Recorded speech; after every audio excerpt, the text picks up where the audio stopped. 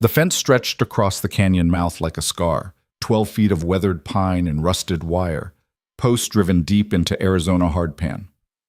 Elias Boone had built it himself over 3 brutal weeks, working dawn to dusk until his hands bled and his back screamed. That was 2 years ago, 2 years of silence, 2 years of nothing but wind, cattle, and the kind of solitude that either saves a man or buries him. He stood on his porch now, coffee gone cold in his tin cup, watching the morning sun crawl across the canyon walls. 63 years old, lean and weathered like the fence itself, gray stubble on a jaw that had forgotten how to smile, eyes that had seen too much and remembered all of it. The cattle were moving down by the creek, 20 head, enough to keep him busy, not enough to need help. That was the point. No partners, no hired hands, no reasons for anyone to come knocking. The fence saw to that. It wasn't just a barrier, it was a statement, a line drawn in sand and stone that said, "This far and no further." The world had taken enough from him. He'd taken enough from the world. The math was done. Elias set the cup down and walked to the edge of the porch. His rifle leaned against the post where it always did. A Winchester .73, older than some of the outlaws he'd put down with it. He told himself he kept it for coyotes, for snakes, for the practical necessities of canyon living. He was lying, and he knew it. The rifle was there because some habits don't break. Because a man who'd worn a badge for 20 years doesn't just forget how to read trouble in the wind.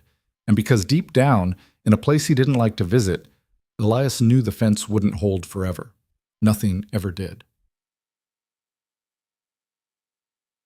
His name used to mean something. Elias Boone, lawman, tracker, the man who brought order to places where order went to die. 3 towns in Texas, 2 in New Mexico. 1 in Colorado that still wouldn't speak his name without spitting first. He'd cleaned them all out. Every rustler, every killer, every piece of human garbage that thought distance from civilization meant freedom from consequence. He'd been good at it. Too good. The problem with being a hammer is eventually everything looks like a nail. And the problem with nails is they don't always deserve the hammer. Sedona, 1881. A bank robbery gone wrong. 3 gunmen, 2 hostages, and Elias standing in the street with his Colt drawn and his finger on the trigger. He'd made the shot, clean through the lead robber's skull at 40 yards, the kind of shot men talked about in saloons for years after. They didn't talk about the ricochet, about the bank clerk who'd been crouching behind the counter, about how a fragment of that perfect shot had torn through her throat, about how she'd bled out in the street while Elias stood there, smoking gun in hand, watching the light leave her eyes. She was 19. Her name was Caroline Moss. And she'd done absolutely nothing wrong except be in the wrong place when Elias Boone decided to be a hero. That was 8 years ago. 8 years of faces that wouldn't leave him alone. Caroline Moss was just the last in a line that stretched back to the beginning. The drunk in Abilene who'd reached for something that wasn't a gun. The kid in Santa Fe who'd been running with the wrong crowd and caught a bullet meant for someone else. The woman in El Paso who'd screamed at the wrong moment and startled Elias's horse into trampling her. Necessary casualties, the judge had called them. The price of justice in an unjust land. Elias called it what it was, murder dressed up in legal language and a tin star. So he'd quit, turned in the badge, sold the horse, bought this patch of canyon and the cattle to fill it, built the fence, hung a sign that read "Turn Back" in letters tall enough to read from 100 yards, and waited. For what? He wasn't sure. Absolution, maybe. Or just enough silence to drown out the screaming in his head. Either way, the fence would keep the world out while he figured it out. That was the plan, anyway. The first visitor came on a Tuesday in June. Elias was checking the fence line near the southern post when he heard hoofbeats. 4 riders moving slow but deliberate. He stood up from the wire he'd been mending and wiped his hands on his jeans, squinting against the sun. They stopped about 50 feet from the fence. 4 men on tired horses, dust-covered and hard-looking, the kind of men Elias used to hunt. The lead rider walked his horse forward a few steps. Young, maybe 30, with a face that would have been handsome if it wasn't twisted into permanent cruelty. He wore 2 pistols and a smile that didn't reach his eyes. "That's far enough," Elias called out. The rider stopped. "Friendly greeting for a stranger. Ain't interested in friends. Turn around. Hot day for attitude, old man. We're just looking for water. Elias gestured back the way they'd come. Creek's 5 miles south. Help yourself. Creek's dry. Your fence is the first sign of civilization we've seen in 2 days. Then you've got another day's ride before you find the next one. Get moving. The smile faded. We've got money. Don't want it. Wasn't asking. The other 3 riders shifted in their saddles, hands drifting toward gun belts. The air changed, went tight and dangerous the way it always did right before violence. Elias felt it in his bones. That old familiar tension, the math his body used to do automatically. 4 targets, 4 shots, 8 seconds if he was slow. He'd done it before. Done it dozens of times. The muscle memory was still there, waiting. His hand didn't move toward the rifle on his shoulder. Not yet. You really want to do this? Elias asked quietly. The lead rider leaned forward in his saddle. Do what? Ask for water? Pretty reasonable request. You know what I mean. I think you're an old man living alone behind a fence, pretending he's something he's not. I think you'll move aside when we ride through, and I think you'll watch us drink our fill and be grateful we didn't burn your little hermit kingdom down around your ears. Elias looked at each of them in turn, reading them the way he used to read wanted posters. The leader, cocky, cruel, used to getting his way. The man to his left, older, scarred, professional, dangerous. The 2 in back, followers, but armed and willing. And behind the leader, almost invisible in the glare, a 5th rider he'd missed, smaller. A woman, he realized, though she sat her horse like she'd been born to it. 5, not 4. The math changed. Cole, the woman's voice cut through the tension, sharp, warning. The leader, Cole, didn't look back. Shut up, Mara. This is stupid. There's water ahead. Let's ride. I said shut up. Elias shifted his weight slightly. You should listen to her. Cole's hand dropped to his pistol. And you should learn when to roll over. The scarred man to Cole's left spoke for the first time. Cole, look at him. What? Just look. Cole squinted, really looked. And Elias saw the moment recognition clicked. Not his name. Elias Boone meant nothing to this particular brand of outlaw. But the stance, the stillness, the way Elias held himself like a man who'd done this dance before and knew every step. Your law, Cole said slowly. Used to be. Used to be ain't the same as ain't. It is here. They stared at each other across the fence. The sun beat down. The horses shifted and snorted. Somewhere in the canyon, a hawk screamed. Elias broke the silence. Last chance. Turn around. I've got no quarrel with you if you leave now. And if we don't? Then we'll both do things we regret. Cole laughed, a sharp, ugly sound. Old man, I don't regret a thing. He drew. Elias's body moved before his brain caught up. Winchester off his shoulder, stock to cheek, finger to trigger, 20 years of training compressed into half a second. The first shot caught Cole's gun hand, spinning the pistol into the dirt. The second took the scarred man in the chest before he could clear leather. The third and fourth dropped the 2 followers from their horses. 4 shots. 6 seconds. The horses screamed and scattered. The woman, Mara, fought to control her mount, eyes wide, hands reaching for a rifle in her saddle boot. Don't, Elias said. His rifle was already trained on her. She froze. Cole was on the ground, clutching his mangled hand, blood pouring through his fingers. You son of a... Shut up. Elias worked the lever, chambered another round. Get on your horse. Ride. Don't stop until you're out of my canyon. My men are dead. You can join them, or you can leave. Choose. Cole stumbled to his feet, cradling his hand.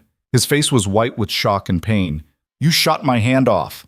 Aimed for it. Could have been your head. I'll kill you. I swear to...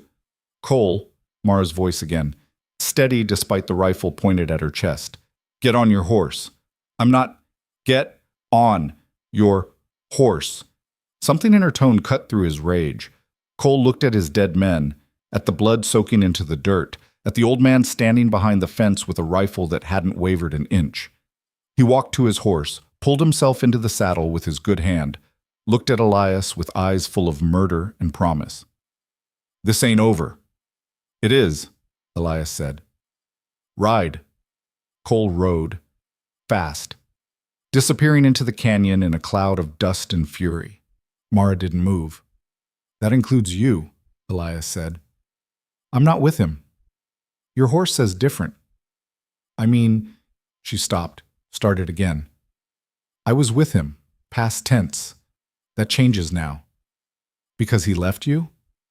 "Because you let him go." Elias frowned. "Don't follow. You could have killed him." "Should have killed him. Cole Vance is wanted in 3 territories for murder and worse. You know who he is, don't you?" "Don't care who he is. Then why—" She gestured at the bodies. "Why them and not him?" It was a good question. Elias didn't have a good answer. In the moment, with his finger on the trigger and Cole scrambling for his gun, something had stopped him. Some desperate, foolish part of his brain that thought maybe, just maybe, he could end this without adding another face to his collection. He'd been wrong, of course. 4 dead men said so. 4 more ghosts for the pile. But he'd tried. "Get off the horse," he said. Mara dismounted slowly, hands visible. She was younger than he'd thought, maybe 25, with dark hair tied back and a face that might have been pretty if it wasn't carved with hard living and harder choices. Elias approached the fence but didn't cross it. Up close, he could see the bodies better. All clean shots, all instant. The way he'd been trained, the way he'd sworn he'd never do again. His hands were shaking. He gripped the rifle tighter to hide it. "What's your name, what?" he asked. "Mara Vance? Cole's—" She hesitated. "Cole's partner." "Partner in what?" "Whatever paid. Robbery, mostly. Some rustling. Cole had bigger ambitions, but—" She looked at the bodies. "Had, I guess." "You kill anyone?" The question hung in the air. Mara's jaw tightened. "Define anyone." "That's a yes." This ain't a simple conversation." Elias studied her, looking for the lie, the angle, the trap. He'd been fooled before. Trusted the wrong face at the wrong time. It never ended well. But he didn't see calculation in her eyes, just exhaustion. And maybe, if he was reading it right, a kind of relief. "What were you doing with Cole?" he asked. "Same thing everyone does with Cole, surviving. By killing. By not getting killed." She met his gaze. "You think I had choices? You think I woke up one day and decided to rob stagecoaches for fun? I think everyone's got choices." "Easy to say from behind a fence." "You made yours. Living with them's the hard part." Mara laughed, bitter and sharp. "You're one to talk. 4 men dead in the dirt, and you're giving me philosophy lessons." She was right. Elias looked at the bodies again, felt the weight of the rifle in his hands, the weight of every rifle he'd ever held, every trigger he'd ever pulled. "You should go," he said quietly. "Where?"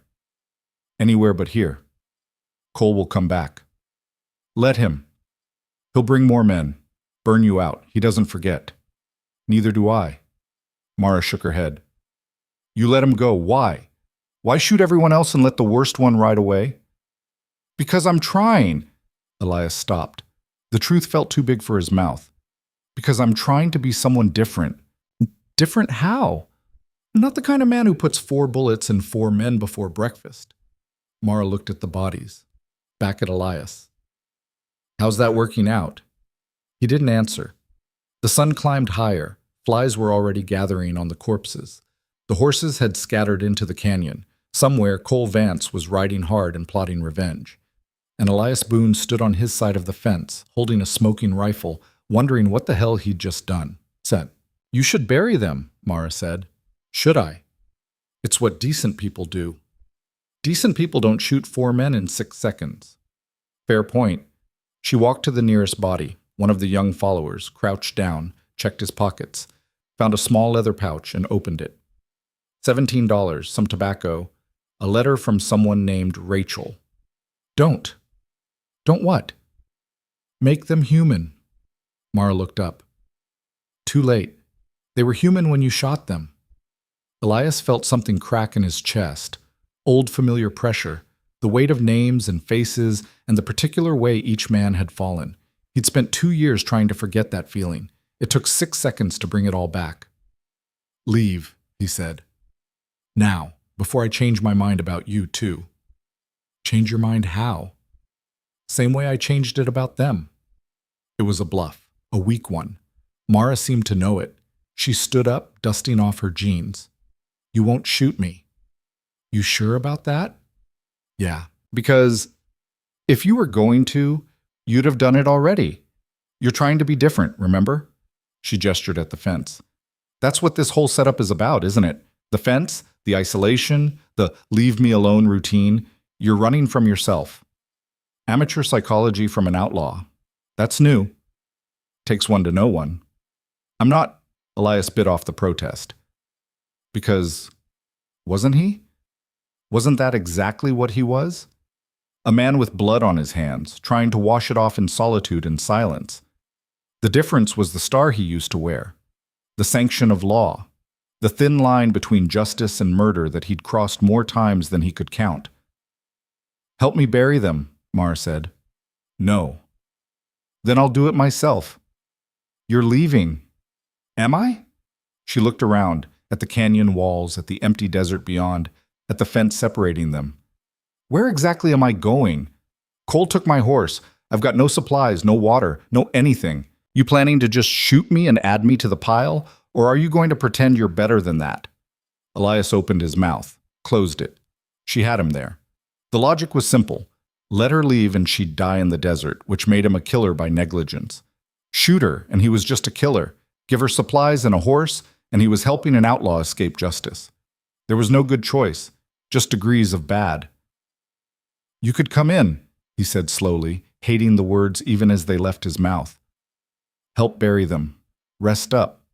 Leave tomorrow with water and a horse." "That's generous. That's practical. Your corpse on my land doesn't help anyone." Mara smiled, thin and knowing. "Whatever helps you sleep at night." She walked to the fence, stopped at the gate, waited. Elias didn't move.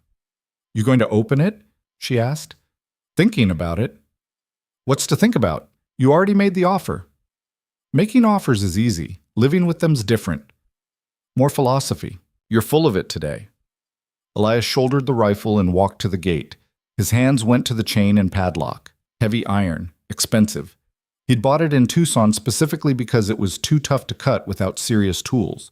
He'd locked it the day he finished the fence. Hadn't opened it since. 2 years of groceries hauled in by mule train, left at the canyon mouth. 2 years of no visitors, no guests, no complications. The key was in his pocket, small and cold. He pulled it out and stared at it. "Second thoughts?" Mara asked. "Third or fourth, actually. Want me to count higher?" "Want you to shut up while I make a mistake." He unlocked the gate. The chain rattled as he pulled it free. The gate swung open on rusted hinges, groaning like something in pain. Mara stepped through. The fence didn't fall. The sky didn't collapse. The canyon walls didn't come crashing down. But Elias felt it anyway. The weight of a line crossed, a boundary broken, a promise to himself dissolved in the space between one breath and the next. "Shovels are in the barn," he said. "We'll bury them deep. Then you eat, you sleep, you leave." "Understood." "And Mara?" "Yeah?" "You run, I shoot. You steal, I shoot. You so much as look at me wrong, I shoot. Clear?" "Crystal." They walked toward the bodies. The sun beat down. The flies buzzed louder. And Elias Boone wondered, not for the first time and certainly not for the last, if mercy was just another word for suicide in slow motion. Digging graves in Arizona hardpan is brutal work. Digging 4 of them is hell. They started at noon when the sun was at its worst. Elias didn't suggest waiting for evening. Punishment, maybe. For both of them. Mara didn't complain, just took the shovel he offered and started digging. The first grave took an hour. The second took longer. By the third, they were both dripping sweat and breathing hard. Elias's back screamed with every motion. Old injuries from old fights, never quite healed right. He ignored them the way he ignored everything else, by working harder. Mara worked in silence. No small talk, no questions, no attempts at conversation, just the steady rhythm of shovel-biting earth, dirt being moved, holes getting deeper. Elias appreciated that. Talking made things real, made the bodies human instead of problems to be solved. He wanted problems right now, solutions, dirt and depth and the mechanical process of burial. He didn't want to think about the letter in the young outlaw's pocket, about Rachel, whoever she was, about whether she was waiting for him somewhere, wondering why he hadn't written back. By the time they finished the fourth grave, the sun was touching the canyon rim. Long shadows stretched across the ground. Elias's hands were bleeding, blisters torn open, new ones forming underneath. Mara's looked worse. "Help me move them," he said. They dragged the bodies one by one. No ceremony, no words, just weight and effort and the ugly practicality of disposal. The scarred man was heaviest. The young one with the letter was lightest. Elias tried not to notice. Failed. When all four were buried, they stood at the edge of the graves. The disturbed earth was obvious, 4 dark rectangles in the lighter dirt. In a year, the desert would smooth them over. In 2, no one would know they'd been there, unless someone came looking. "Should we mark them?" Mara asked. "No. Seems wrong, leaving them anonymous. They died anonymous. Why change it now?" "Because—" She stopped, shook her head. "Never mind." They walked back to Elias's cabin in silence. It was small, 2 rooms, a porch, a barn for the few supplies he needed. Functional, nothing extra, nothing decorative. Just shelter and storage and a place to sit when the nights got cold. Mara stopped at the porch steps. "Where should I—" "Barn. There's a cot in the back. Blankets in the chest." "What about—" "Food's inside. I'll bring you something." "You don't have to—" "I know." Elias climbed the steps, stopped at the door. "Mara." "Yeah?" "Thank you for helping." She didn't answer. When he looked back, she was already walking to the barn, shoulders slumped, hands hanging at her sides. Small and exhausted and human in a way that made his chest tight. He went inside and closed the door. Mate. Elias cooked beans and bacon in silence. The cabin felt too big with someone else on the property. Too loud. Every creak of the floorboards, every pop of the fire, every small sound amplified by the knowledge that he wasn't alone anymore. He hated it. And underneath the hate, in a place he didn't want to examine, he felt something else. Something that might have been relief if he'd let it. The weight of solitude lifting, just a fraction, just enough to notice. He crushed that feeling before it could grow. Solitude was the point. Safety was the point. The fence was the point.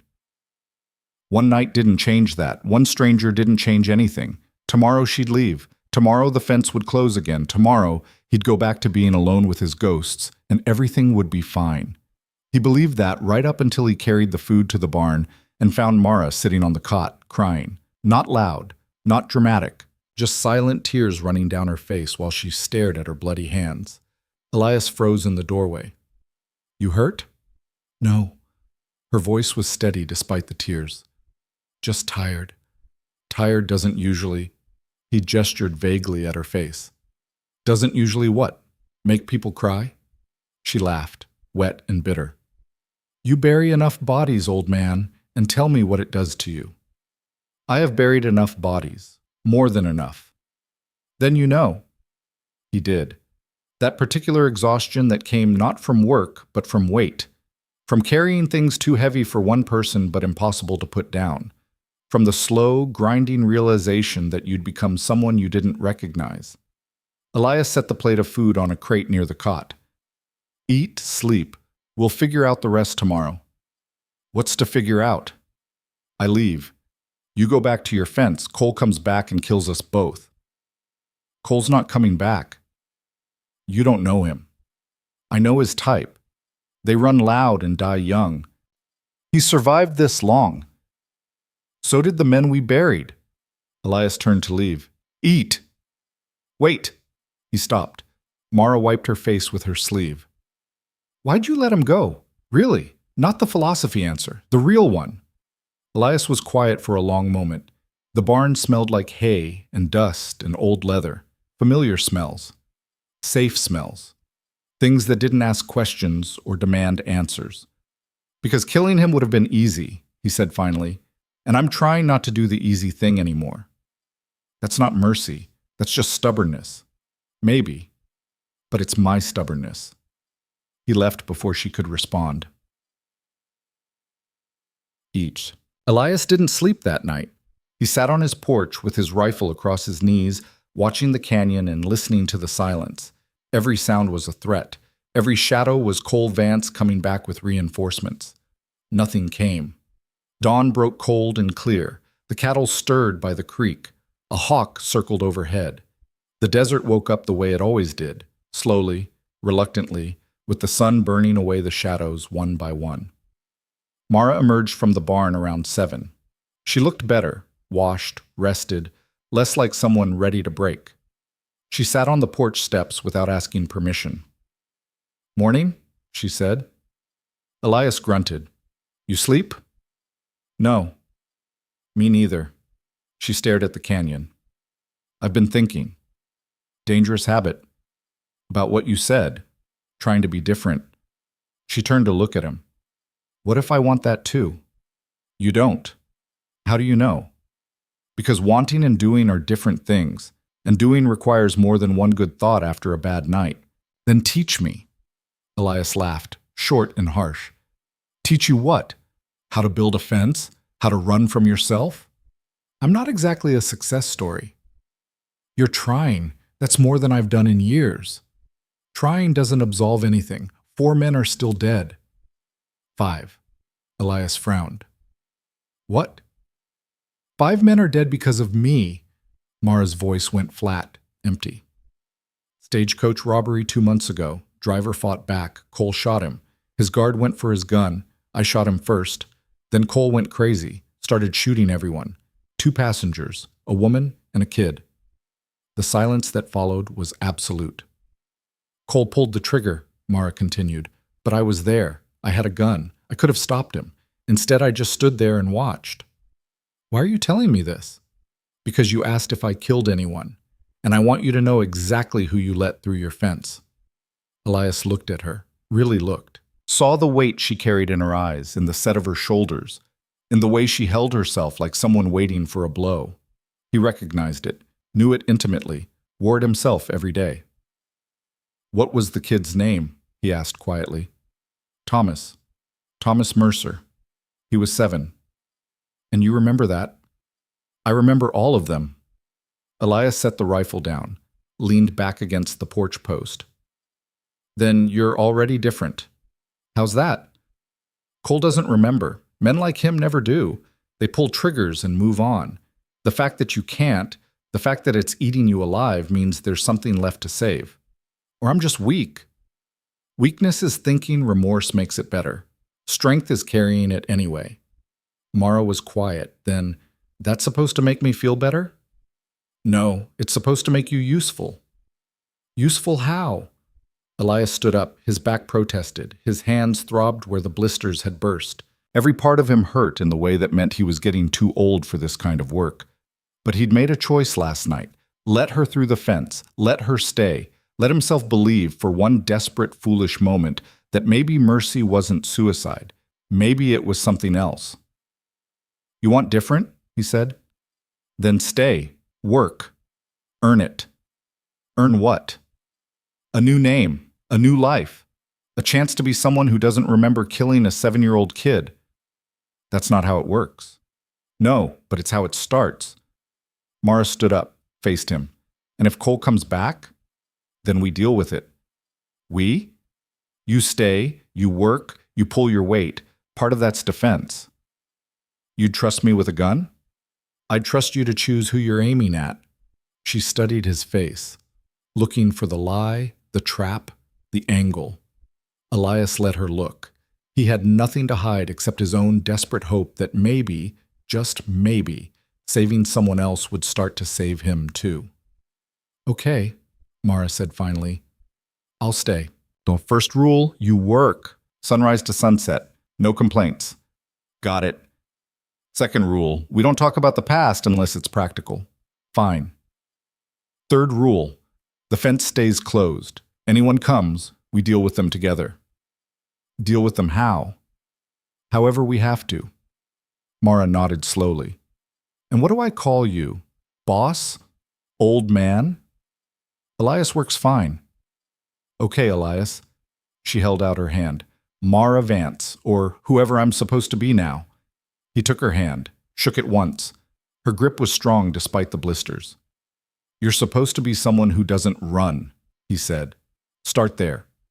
They stood on the porch as the sun climbed higher. The fence stretched across the canyon mouth, still closed, still locked, still the same barrier it had always been, but different now, because for the first time in 2 years, someone was on the inside looking out instead of the outside looking in. And Elias Boone, killer, lawman, hermit, fool, had no idea if he'd just made the best decision of his life or the last one. Time, he supposed, would tell. It always did. The work started before sunrise the next morning. Elias woke Mara by banging on the barn door with the flat of his hand, 3 sharp raps that echoed through the pre-dawn darkness. Up, he called. Cattle need moving. He heard her groan, then the creak of the cot. What time is it? Time to work, that was the deal. She emerged 5 minutes later, hair tied back, eyes still heavy with sleep. Elias handed her a tin cup of coffee, black, bitter, strong enough to strip paint. Drink fast. We're burning daylight. Sun's not even up yet. Exactly. They walked to the southern pasture where the cattle had spent the night.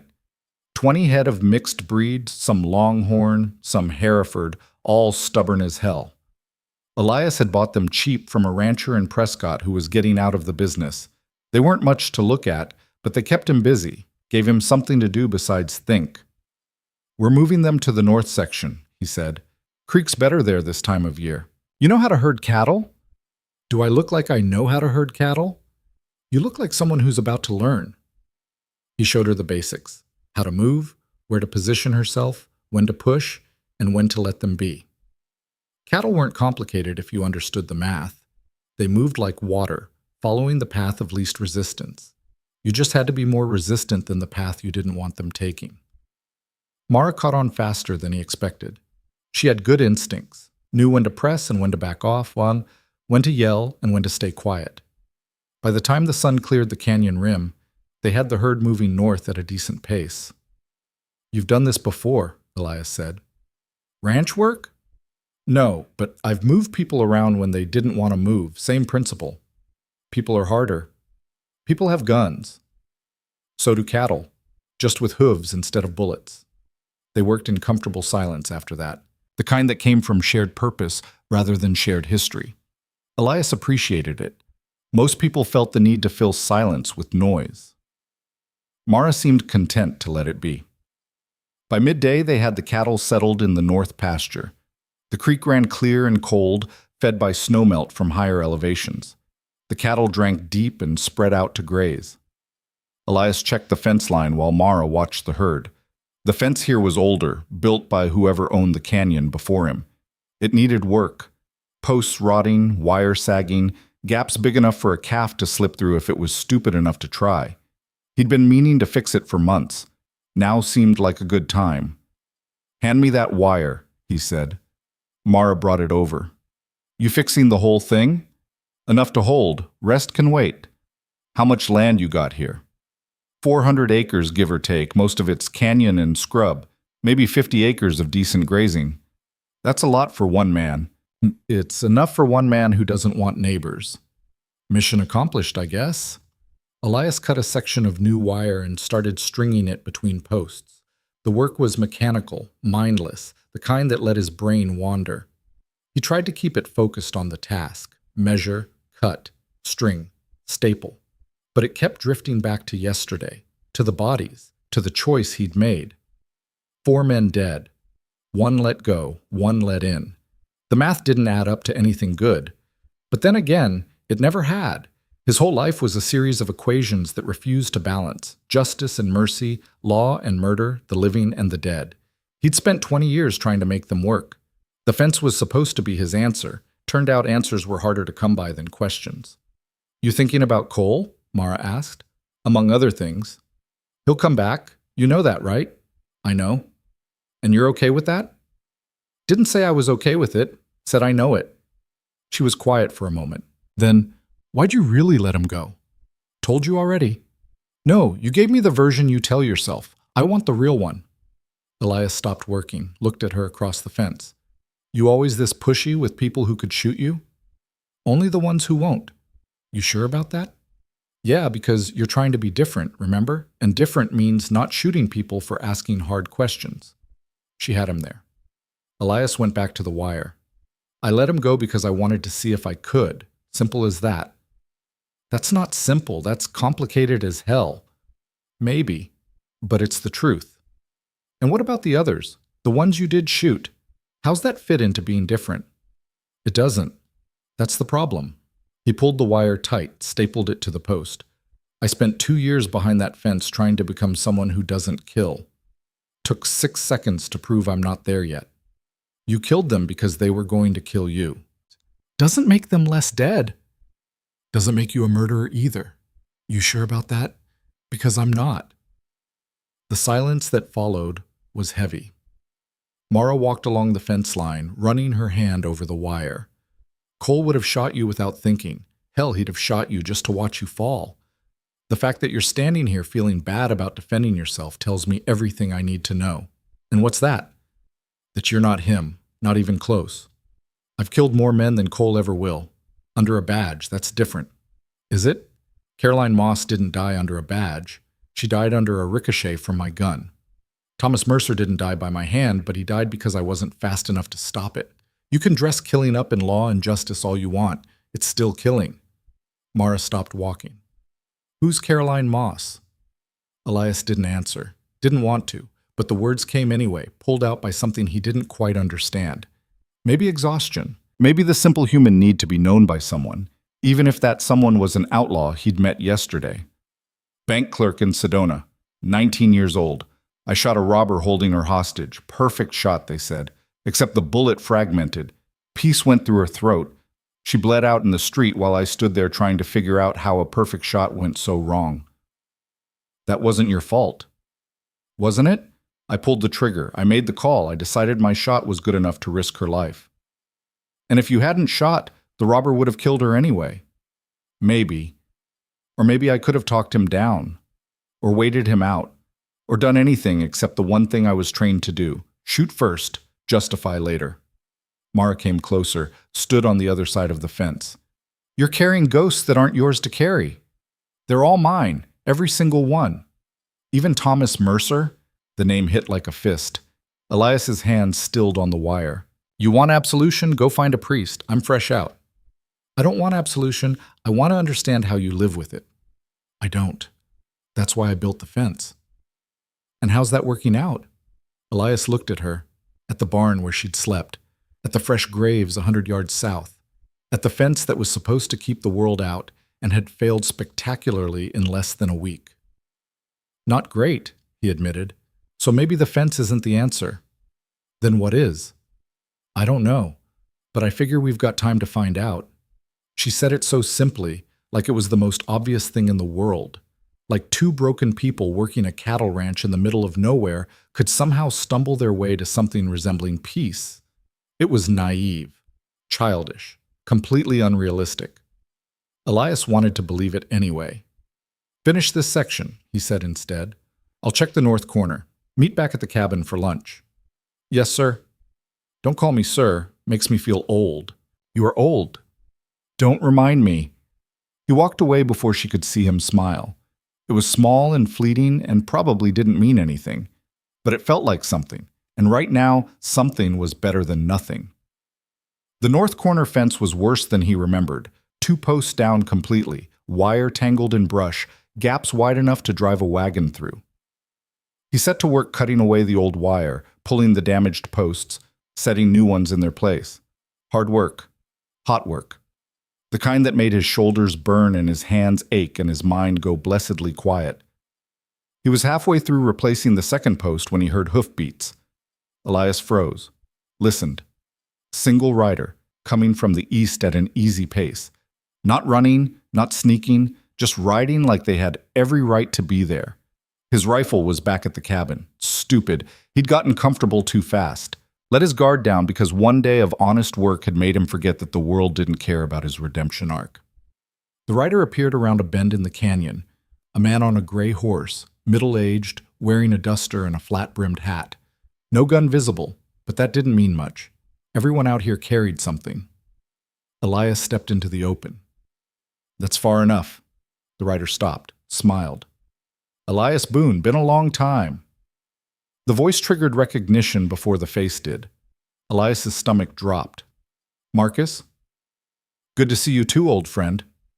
Marcus Webb, former colleague, former friend, current U.S. Marshal for the Arizona Territory. They'd worked together back in the Texas days, two young lawmen convinced they could make the world make sense through superior firepower and stubborn will. Marcus had made it work. Climbed the ranks, built a reputation, became the kind of martial men told stories about. Elias had built a fence. What are you doing here? Elias asked. Elias huts. Can an old friend visit? We're not friends. Haven't been for years. Ouch!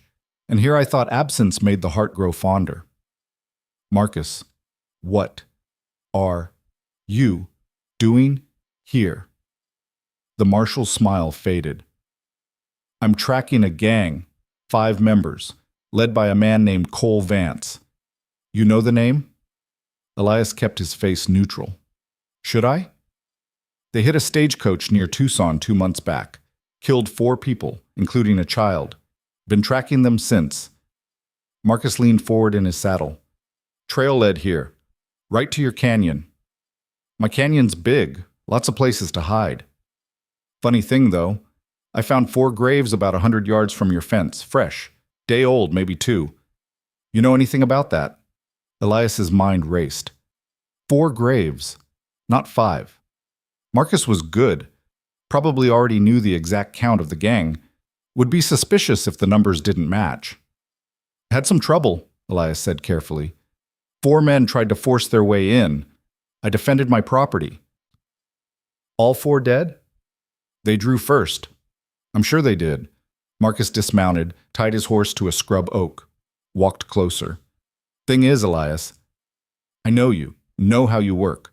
4 men draw on you, 4 men die. That's just Tuesday for Elias Boone. But the gang I'm tracking, it's got 5 members, so where's number 5?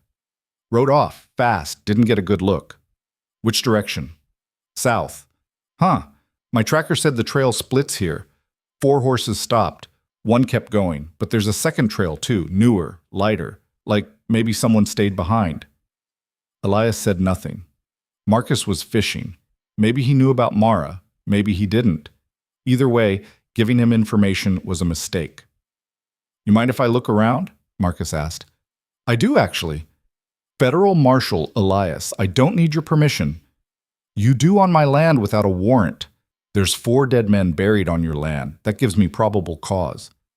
To investigate their deaths? Sure, not to search my property. Marcus smiled, the old smile, the one that used to mean they were on the same side. Now it just looked dangerous. When'd you become a lawyer? Around the same time I stopped being a killer. That's so, because those 4 graves suggest otherwise. Self-defense isn't murder. Depends who's judging. Marcus looked toward the cabin. You living alone out here? That's the idea.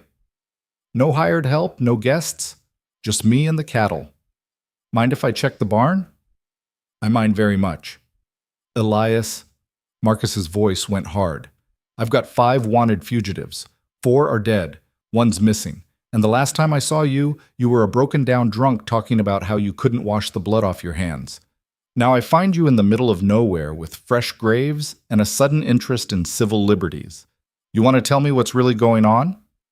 I want you to get off my land. Can't do that. Then I'll remove you. You threatening a federal marshal? I'm enforcing my property rights. You want to search, get a warrant. Until then, you're trespassing. They stared at each other, old friends, old colleagues, now just 2 men with badges, 1 worn, 1 discarded, standing on opposite sides of a line neither could quite see. I'll get that warrant, Marcus said finally. Might take a day or 2, but I'll get it. And when I do, I'm tearing this place apart. You do what you need to, so will I. Marcus walked back to his horse, mounted up. You're protecting someone, Elias. I don't know who or why, but I know that look. Seen it enough times in my own mirror. You don't know anything. I know you're making a mistake. Same kind I made in El Paso when I let that rustler go because his sister begged me. Remember how that ended? Elias remembered. The rustler had killed 3 people before Marcus caught up with him again. The sister had been collateral damage. Wrong place, wrong time, wrong brother. This isn't El Paso, Elias said. No, it's worse. Because you're not law anymore. You're just a man making a bad call for reasons I don't understand. Marcus turned his horse. 2 days, Elias, then I'm coming back. And when I do, whoever you're protecting better be worth it. He rode off. Elias stood there until the hoofbeats faded, then walked back to the cabin as fast as his aching legs would carry him. Mara was waiting on the porch. Who was that? Trouble? What kind? The kind with a badge and a warrant on the way. Elias climbed the steps, grabbed his rifle from where it leaned against the wall. How much did you hear? Enough. He knows about the graves, probably knows about me. Probably. So what do? We get you gone before he comes back. Gone where? Cole's out there somewhere. The marshal's looking for me. I've got no money, no friends, nowhere to... You'll figure it out. Just like that? You're kicking me out? Elias rounded on her.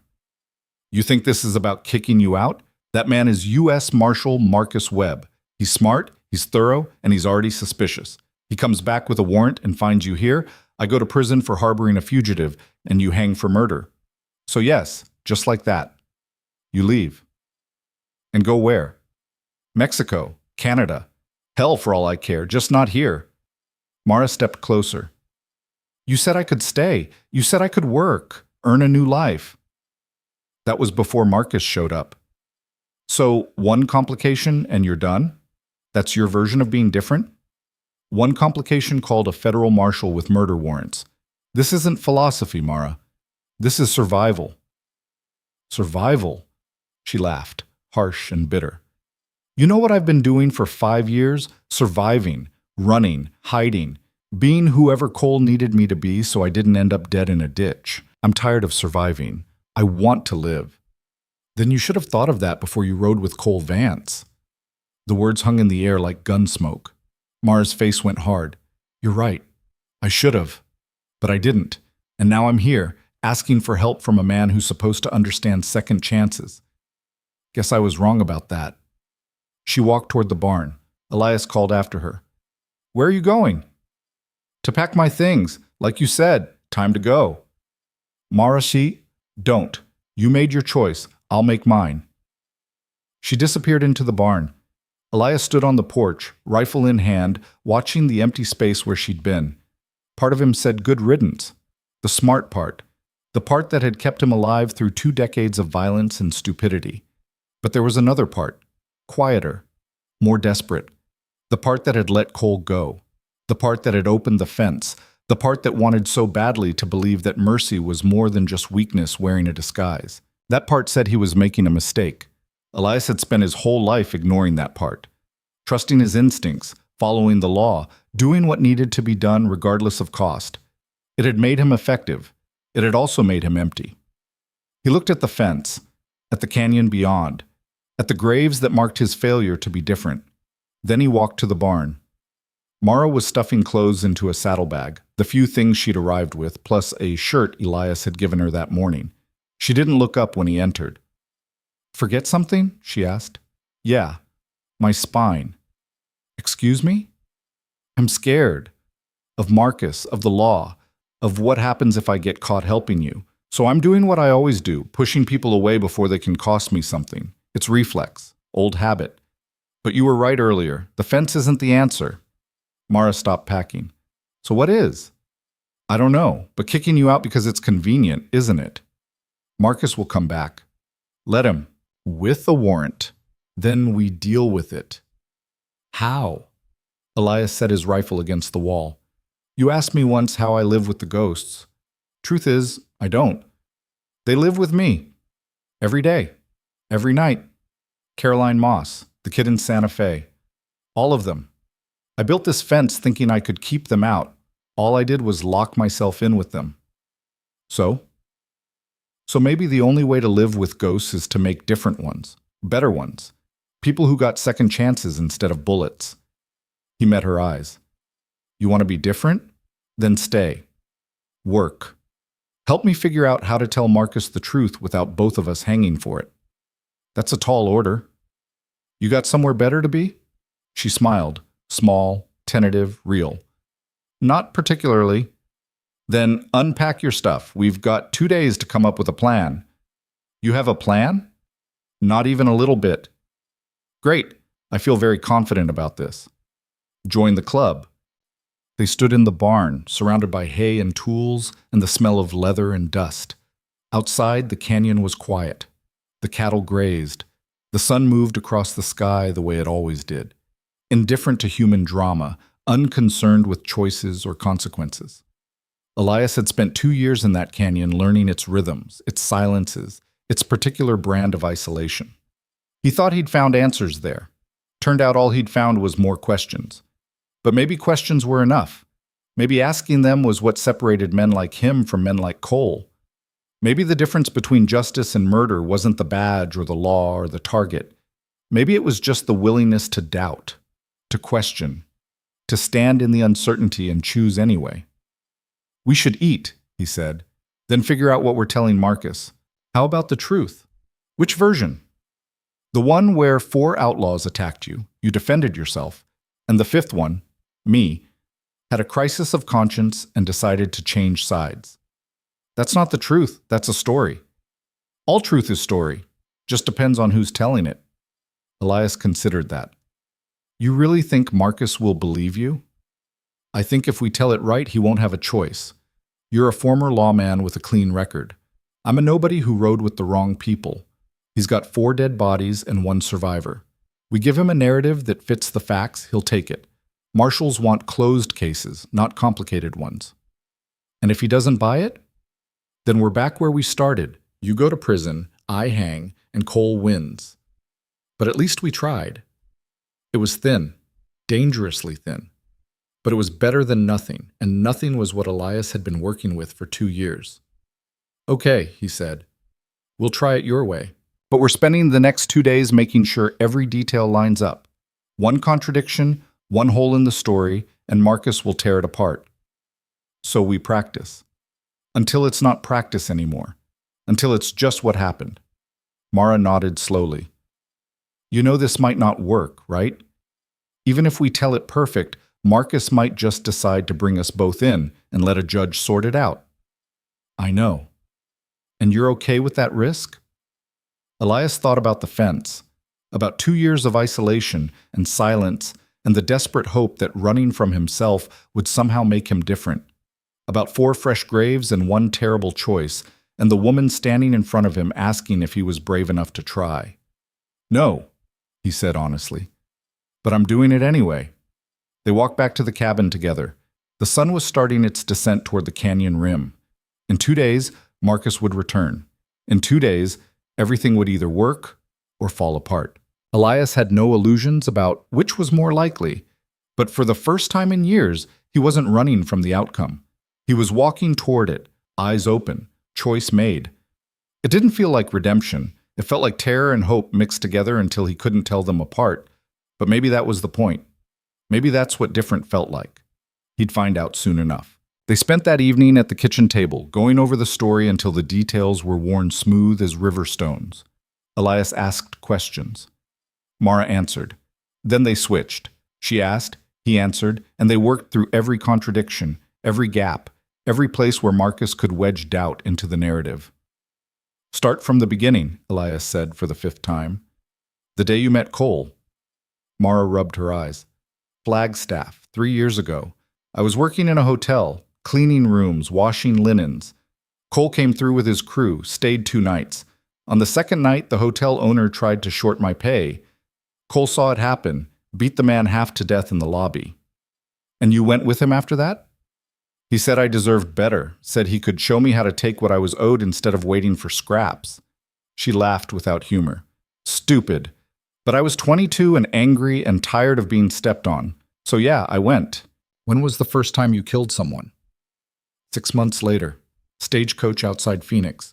Guard drew on Cole. I shot him before thinking about it. You regret it? Every day since. Elias wrote that down. The regret mattered. Marcus would be looking for remorse, for signs that Mara wasn't just another killer in outlaw clothes. They needed to give him enough truth that the lies could hide in it. What about Thomas Mercer? Elias asked quietly. Mara went still. What about him? Marcus will know the details. He'll want to hear your version. I already told you my version. Tell me again, exact words. Because when Marcus asks, you can't hesitate, can't stumble. It has to sound like something you've been carrying so long it's part of you. She took a breath. Let it out slow. We stopped the stage outside Tucson. Standard job. Cole wanted the strongbox. Driver refused. Cole shot him. The guard went for his gun. I shot the guard. Then Cole went crazy, started yelling about disrespect, about being treated like nothing. There were 2 passengers, a woman and her son. Cole shot them both while I stood there. Didn't even aim. Just pulled the trigger. Why didn't you stop him? Because I was scared.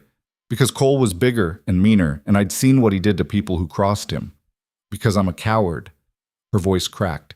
Because every reason I can give sounds like an excuse, and there is no excuse for watching a 7-year-old die. Elias set down his pencil. That's good. Good? I just told you I watched a child get murdered. And you sound like someone destroyed by it. That's what Marcus needs to hear. I am destroyed by it. I know. That's why it'll work. They sat in silence. The lamp flickered. Outside, night had fallen complete and absolute. No moon, no stars visible through the cloud cover that had rolled in at sunset. Just darkness pressing against the windows like something physical. Mara stood up, walked to the window. What if Marcus doesn't care about regret? What if he just sees another outlaw who deserves to hang? Then we've got bigger problems than our story. That's not comforting. Wasn't trying to comfort you. Was trying to be honest. She turned to look at him. You think we're making a mistake? Staying here, waiting for him to come back? I think we're making a choice. Mistake's just what we call it if things go wrong. You're full of philosophy tonight. I'm full of coffee and bad ideas. Philosophy's just what happens when you mix the two. Mara smiled despite herself. You know, for someone who lived alone for 2 years, you're not terrible company. Don't spread it around. I've got a reputation to maintain. What reputation? Grumpy hermit who shoots people? Exactly. Took me 2 years to build that. Don't want it ruined by people thinking I'm personable. Your secret's safe with me. They went back to the table, back to the story. They worked through her time with Cole, the robberies, the close calls, the slow descent from desperate to dangerous. They worked through the stagecoach job, through Thomas Mercer, through the 2 months since when she'd started questioning whether survival was worth the cost. Then they worked through the shootout at the fence. That part needed to be perfect. 4 dead men, 1 escaped, 1 survivor who'd switched sides. The timing had to make sense. The shots had to line up. The decision, Mara choosing to stay and help bury the bodies, had to feel inevitable rather than convenient. By midnight, they had it down. A story that fit the facts, explained the bodies, and gave Marcus a narrative he could close. It wasn't perfect. There were gaps. Places where the truth bent until it almost broke. But it was good enough. It had to be. We should sleep, Elias said. Marcus won't be back until tomorrow at the earliest. Maybe the day after. Oh, you think he'll actually get a warrant? Marcus? Yeah, he's thorough, old-fashioned, believes in doing things by the book. Elias stood up, stretched. His back popped in 3 places. That's what makes him dangerous. He won't cut corners, won't make assumptions. He'll come back with paper and authority and enough legal standing to tear this place apart if he wants to. And if our story doesn't hold, then we find out how good prison food is. Mara gathered up the papers they'd been working with. Notes, timelines, details written and rewritten until they blurred together. What do we do with these? Burn them. Tonight. Can't have Marcus finding our practice runs. They walked outside to the fire pit. Elias struck a match, held it to the papers. They caught fast, flames eating through the careful work of hours. Within minutes, there was nothing left but ash and embers. Gone, Mara said. Like it never existed. Now it's just memory. That's harder to burn. Also harder to prove. Exactly. They stood by the dying fire. The night was cold, the kind of desert cold that came on fast once the sun disappeared. Elias could see his breath, could feel the weight of the coming confrontation settling into his bones like arthritis. You scared? Mara asked. Terrified. Good. Means you're smart. Or means I'm old enough to know how badly this could go. Maybe both. Elias kicked dirt over the embers, smothering the last of the flames. Get some sleep. Tomorrow we work like normal. Act like nothing's wrong. If Marcus shows up early, we don't want to look like we've been waiting for him. And if he shows up with deputies, then we cooperate. No fighting, no running. We tell our story and hope it's enough. Mara nodded, started toward the barn, stopped. Elias? Yeah? Thank you for not throwing me out. Thank me when we're not in prison.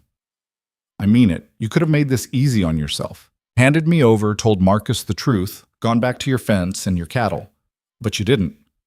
Yeah, well, I'm starting to think the fence was a bad idea from the start. Why's that? Because it kept out the wrong things. Should have been keeping out the past. Instead, I locked myself in with it.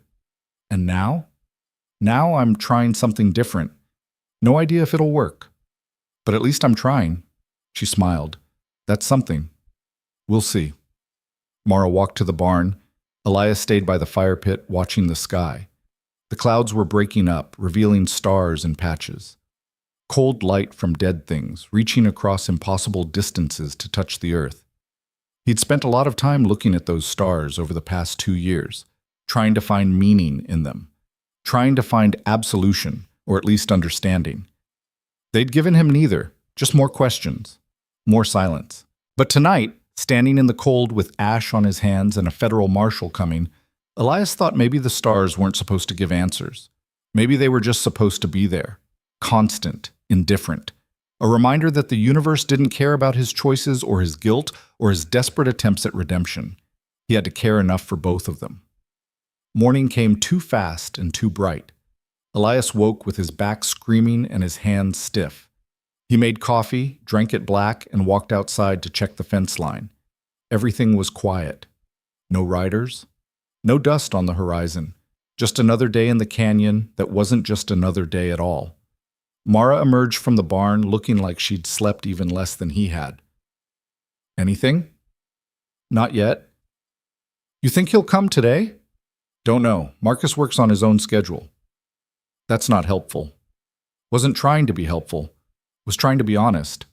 They worked through the morning like they'd planned, moving cattle, checking fence, doing the ordinary things that made life on a ranch function. But there was a tension underneath everything, a waiting, like standing on a riverbank watching the water rise and knowing the flood was coming, but not when. Around noon, Mara stopped working and leaned on her shovel. I can't do this. Can't do what? Pretend everything's fine. My stomach's in knots. My hands won't stop shaking. How are you so calm? I'm not calm. I'm just old. You get enough practice pretending, it starts to look real. That's depressing. That's life. They ate lunch in silence, beans and hardtack, the same meal Elias had been eating for 2 years. It tasted like paste and nostalgia. Mara picked at hers. You should eat, Elias said. Not hungry. Eat anyway. Don't know when we'll get another chance. You think Marcus is bringing us in today? I think we should be ready for anything. She forced down a few bites, pushed the plate away. Tell me about him. Marcus? What's he like? Smart, dedicated, fair, mostly. He'll give you a chance to explain yourself. But if he decides you're lying, he won't hesitate to bring you down. You trust him? Used to, before I realized trusting anyone with a badge was a mistake. Even yourself? Especially myself. Mara studied him. You really hate who you were, don't you? I hate what I did. Who I was is harder to separate out. That's the same thing. Is it? Because I keep trying to find the line, where Elias the lawman ended and Elias the killer began. Never can quite pin it down. Maybe there is no line. Maybe it was always both. That's what I'm afraid of. They cleaned up from lunch. Elias was washing the dishes when he heard it. Hoofbeats, multiple riders coming from the south. He dried his hands on his jeans and walked to the porch. Mara was already there, face pale. "How many?" she asked. Elias counted. 3. Marcus plus 2 deputies. That's not good. That's thorough. He's covering his bases. The riders appeared around the bend. Marcus in front, 2 younger men flanking him, all armed, all wearing badges that caught the sunlight like accusations. Marcus stopped at the fence, held up a folded paper. "Got that warrant, Elias. Everything legal and proper. You going to open the gate, or do we need to cut the chain?" Elias walked down to meet him. "I'll open it." Smart choice. He unlocked the gate. The chain rattled as it fell away. Marcus rode through first, then his deputies. They dismounted in the yard, horses snorting and stamping. "Nice place," Marcus said, looking around. "Quiet, isolated. Good place to hide someone." "I'm not hiding anyone." "Then you won't mind us looking around." "Warrant says you can search the property. Doesn't say I have to like it." Marcus smiled. Still the same Elias, always reading the fine print. He turned to his deputies. "Check the barn first, then the cabin. I want everything documented." The deputies moved off. Elias watched them go, feeling his pulse in his throat. This was it, the moment where everything either held together or fell apart. Marcus walked onto the porch where Mara stood. "And who might you be?" "Lila Hayes," Mara said. Her voice was steady despite the fear in her eyes. "I work for Mr. Boone." "Work for him how?" "Ranch hand, help with the cattle, fence repair, general labor." "Funny. Elias told me he lived alone." "He did until a week ago." Marcus pulled out a small notebook, flipped it open. "You matched the description of someone I'm looking for. Woman who rides with Cole Vance, goes by Mara. Never heard of her." "That's so, because I've got witness statements putting a woman matching your description at a stagecoach robbery 2 months back. Same robbery where Thomas Mercer died." Mara's face went white, but she didn't run, didn't break. Just stood there meeting Marcus's gaze like she'd been expecting this all along. "I don't know what you're talking about," she said quietly. "Don't you?" "Because I think you're Mara Vance, and I think Elias here is protecting you. Question is why?" Elias stepped onto the porch. "She's not who you think she is." "Then who is she?" "Someone who was in the wrong place at the wrong time. Someone trying to start over." "Start over from what?" This was the moment. The lie that had to sound like truth, the story they'd practiced until it was smooth as glass. Elias took a breath. 4 men came to my fence last week, he said, led by Cole Vance. They demanded water. I refused. They drew on me. I defended myself. 4 died. Cole escaped. But there was a 5th rider, this woman.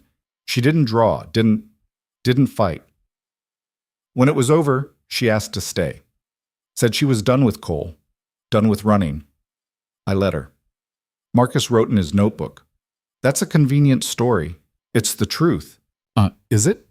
Because my investigation says Mara Vance was Cole's partner, was there when Thomas Mercer died, was there for at least 3 other robberies, and now you're telling me she just decided to quit, just like that? People change. People lie, Elias. You know that better than anyone. One of the deputies came out of the barn. Found women's clothes, Marshal, and a bedroll. Marcus looked at Mara. Thought you said you work here. I do. Sleep in the barn, eat at the cabin, work the ranch. It's not complicated. Except for the part where you're wanted for murder. I'm not Mara Vance. Then you won't mind if I take you in for questioning. Clear this up nice and legal. Elias stepped between them. You're not taking her anywhere.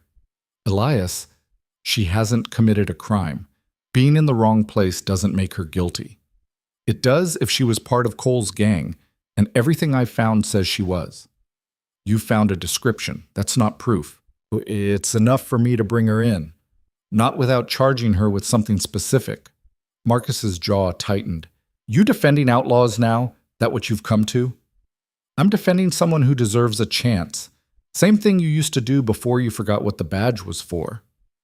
The words landed like a slap. Marcus's eyes went hard. You got a lot of nerve, Elias, standing there talking about what the badge is for. You quit, ran away, built your little fortress and pretended the world didn't exist. Don't lecture me about duty. I quit because I was tired of killing. You're still at it. I'm enforcing the law. Same thing I told myself, right up until I realized the law doesn't care who dies as long as someone does. They stared at each other, old wounds opening, old arguments resurfacing. The second deputy emerged from the cabin. Marshal, found something? Marcus didn't break eye contact with Elias. What? Papers, looks like planning notes. Timeline of the Vance gang's movements. Matches our intelligence. Elias's stomach dropped. They'd burned the notes. He'd watched them burn. Unless the deputy held up singed papers. Found them in the fire pit. Partially burned, but readable. Marcus took the papers. Read them. His expression shifted from suspicion to certainty. These are practice notes. Going over the story. Making sure it lines up. He looked at Elias. You coached her. Spent days getting the lies straight. Those aren't... Don't. Marcus's voice was cold. I've known you 20 years, Elias. I know when you're lying, and this... He waved the papers. This is you lying. To me. To the law. To yourself. The silence that followed was crushing. Elias felt the weight of every choice that had led to this moment, every decision, every compromise, the fence that didn't keep anything out, the mercy that looked more like stupidity with every passing second. Mara stepped forward. It's true. Everyone looked at her. One. It's true, she repeated. I'm Mara Vance. I rode with Cole. I was at the stagecoach. I watched Thomas Mercer die. Everything you think I did, I did. Mara, Elias started. No, I'm done lying. Done hiding. She looked at Marcus. You want to arrest someone? Arrest me. Elias didn't do anything except try to help someone who didn't deserve it. Marcus studied her. Why should I believe you now? Because I'm tired. Because carrying this is killing me. Because... Her voice broke. Because maybe paying for what I did is the only way to stop seeing Thomas Mercer's face every time I close my eyes. That's not redemption. That's surrender. Maybe they're the same thing. Marcus folded the papers, put them in his pocket. Turn around, hands behind your back. Marshal, Elias said, don't do this. I'm doing my job. Same job you used to do before you decided mercy was more important than justice. It is more important. Tell that to Thomas Mercer's mother. Tell her you let one of her son's killers go free because she felt bad about it. I'm not letting her go free. I'm giving her a chance to be something else. That's not your choice to make. Then whose choice is it? Yours? The law's? Because from where I'm standing, the law just wants bodies. Doesn't care if they're guilty or broken or trying to change. Just wants someone to hang so everyone feels better.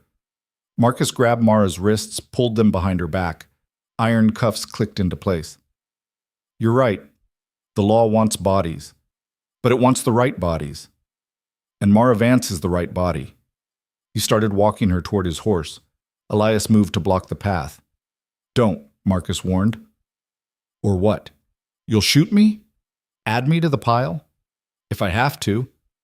They stood facing each other, two old men, two old friends, two different versions of the same fight they'd been having for decades. Justice versus mercy, law versus humanity, the right thing versus the easy thing. Elias's hand drifted toward his rifle. Marcus saw it. Don't be stupid, Elias. Little late for that. You draw on a federal marshal, there's no coming back. I drew on 4 men last week. What's one more? Those were outlaws. I'm the law. So was I. Didn't make me right. Marcus's deputies moved their hands to their guns, 3 against 1. The math was simple and ugly. But then Mara spoke. Elias, stop. He looked at her, cuffed, defeated, but somehow still standing taller than she had when she'd arrived. This is my choice, she said. Let me make it. Your choice is prison. Maybe hanging. Maybe. Or maybe it's finally taking responsibility, facing what I did instead of running from it. She smiled, sad and small. You taught me that. The fence didn't work because running never works. So I'm not running. I'm standing still.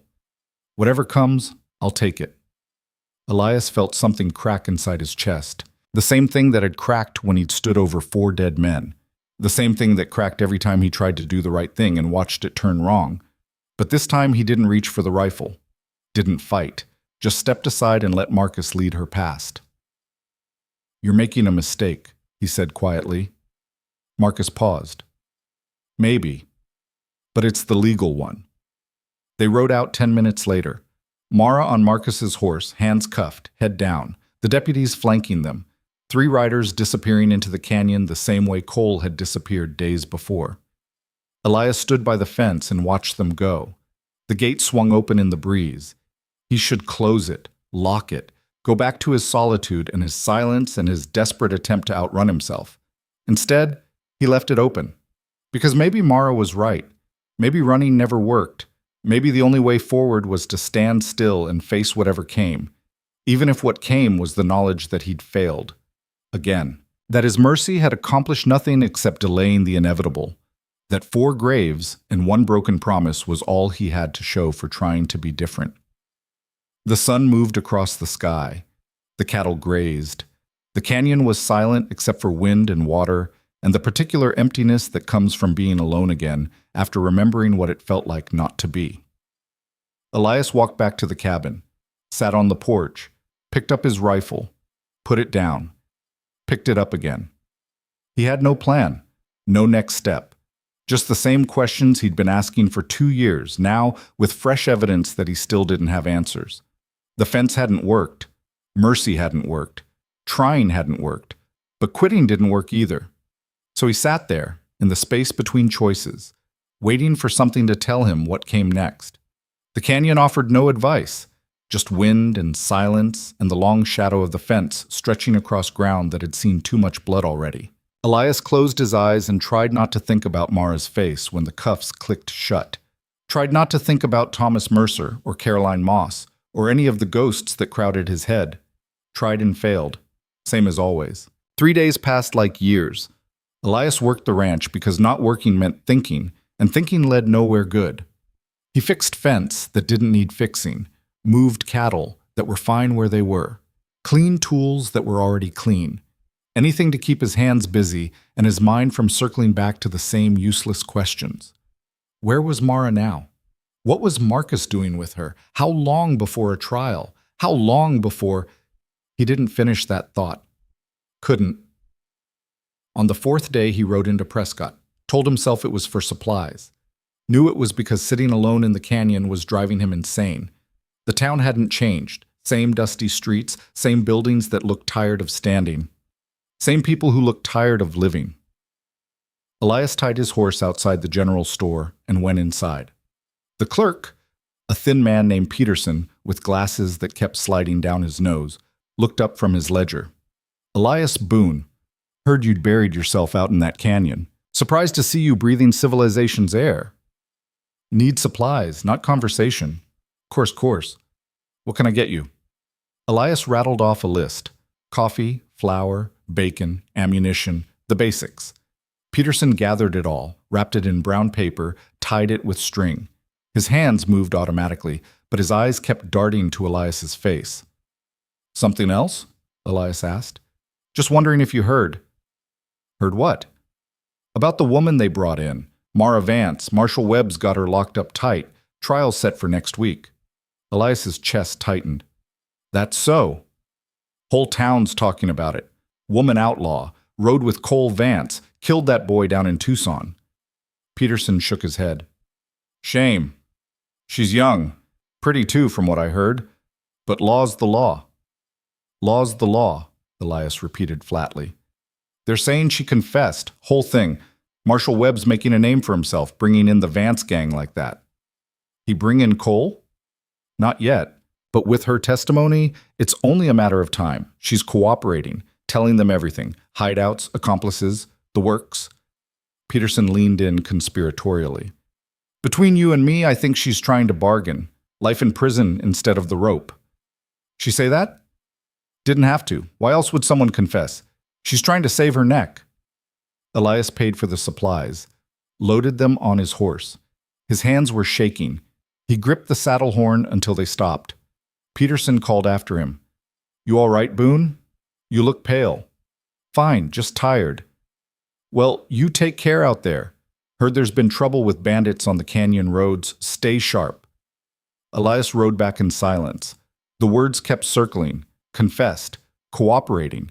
Trying to save her neck. He'd told her to stand still, to face what came, and she'd done exactly that. Now she was locked in a cell, waiting to find out if standing still meant living or dying. The canyon looked different when he returned. Emptier. The barn where she'd slept seemed bigger. The table where they'd practiced their story seemed to mock him with its empty chairs. He put away the supplies, fed the cattle, sat on the porch as the sun went down, and made a decision he knew was stupid but couldn't avoid. The Prescott jail was a squat stone building at the edge of town. One floor, barred windows, a heavy door with a marshal's star nailed above it. Elias had been inside 100 times when he wore a badge. Walking toward it without one felt like approaching a grave. He knocked. A young deputy opened the door, barely 20, with a badge that looked too big for his chest. "Help you?" "Here to see Marshal Webb." "He expecting you?" "No, but he'll see me." The deputy looked uncertain. "Your name?" "Elias Boone."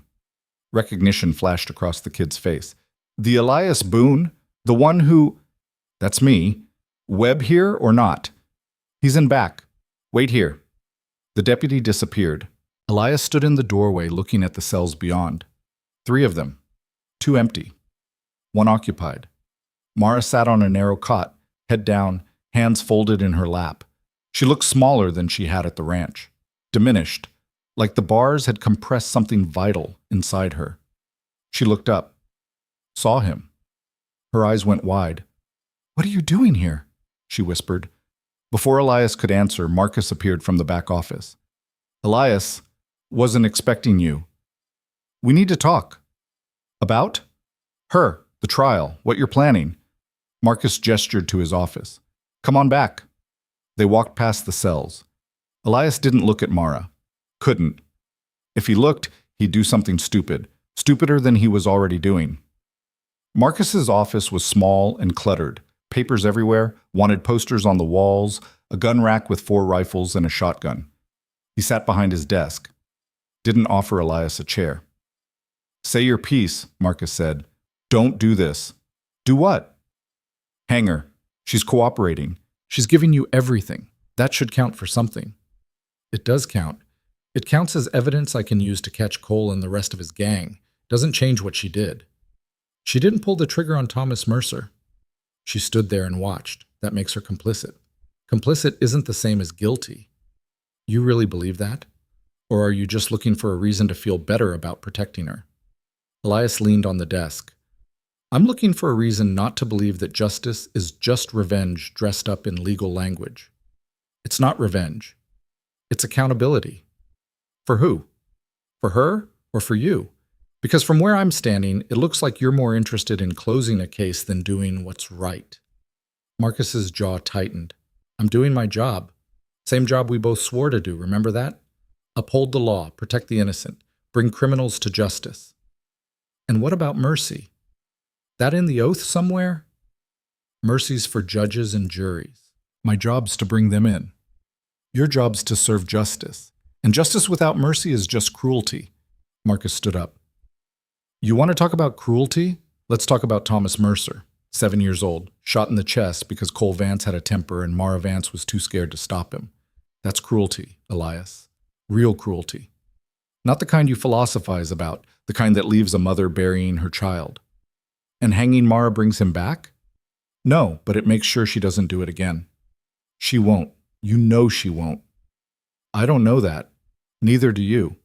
People don't change, Elias. They just get better at hiding who they are." "That's not true." "Isn't it? Because last I checked, you spent 2 years hiding behind a fence, pretending you weren't the same man who put bullets in people for a living. And the moment trouble showed up, what did you do? Put bullets in 4 more. So tell me, how much did you really change?"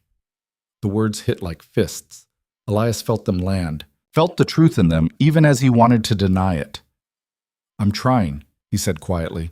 "Trying isn't enough. Not for you, not for her. Not for Thomas Mercer's mother, who has to live every day knowing her son's killers are still breathing. One of them is Cole. He's the one you should be chasing. I am chasing him, and when I catch him, he'll hang too. But that doesn't absolve Mara. She's not asking for absolution. She's asking for a chance. She had chances. She chose wrong every time. Marcus walked to the window, looked out at the street. I know what you're trying to do. I know you think saving her will somehow save you. Balance the scales. Make up for Caroline Moss and everyone else. But it doesn't work that way. You can't undo the past by fixing someone else's future. Maybe not, but I can try. And when it fails, when she's dead and you're still haunted, what then? Elias had no answer. Marcus turned from the window. Go home, Elias. Let me do my job. Let the law handle this. The law is going to kill her. The law is going to hold her accountable. There's a difference. Not from where she's sitting. Then maybe she should have thought about that before she rode with Cole Vance. They stared at each other. The same argument, the same positions. Neither giving ground because neither could. Elias walked to the door, stopped. If you hang her, you're making a mistake. I've made mistakes before. I'll make them again. But this isn't one of them.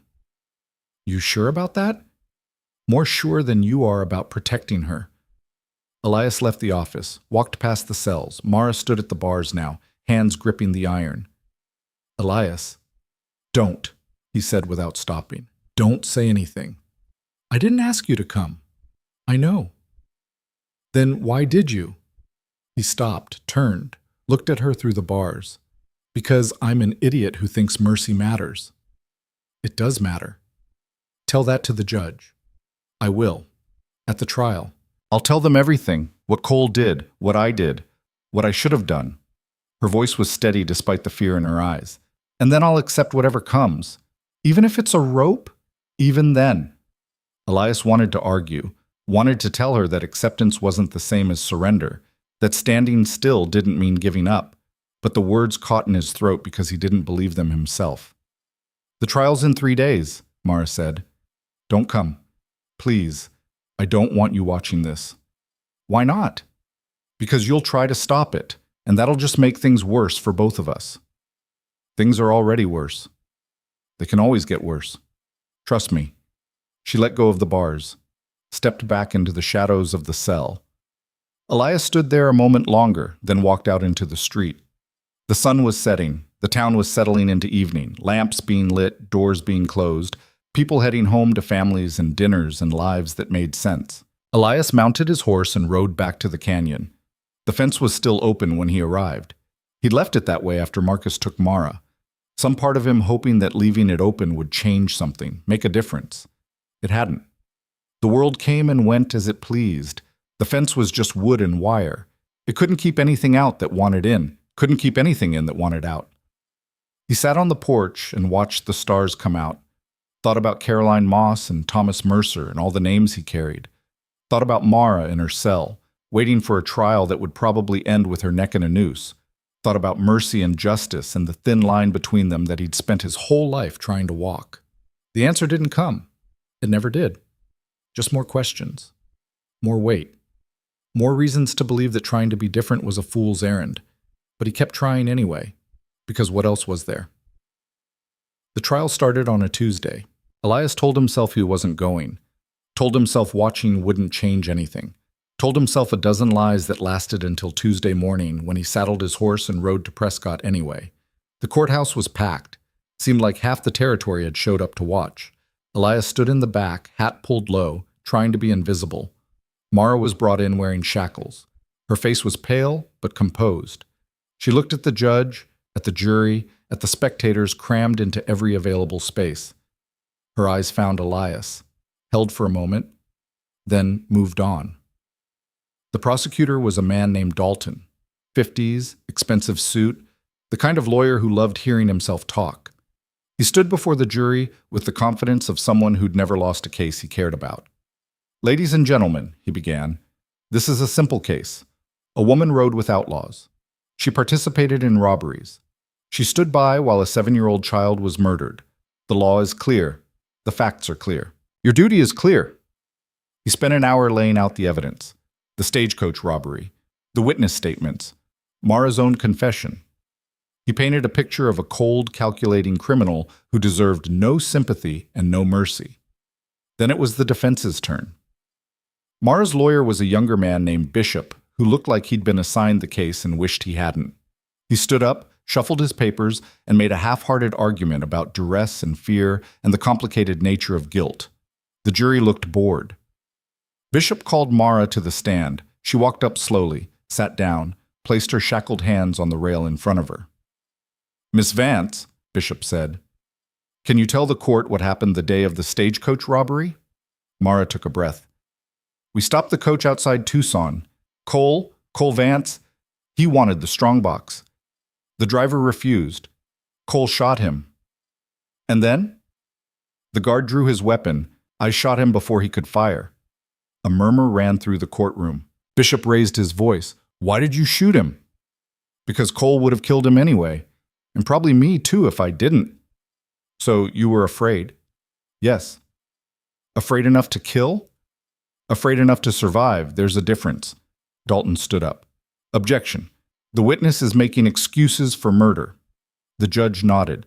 "Sustained. Stick to facts, Miss Vance," Bishop continued.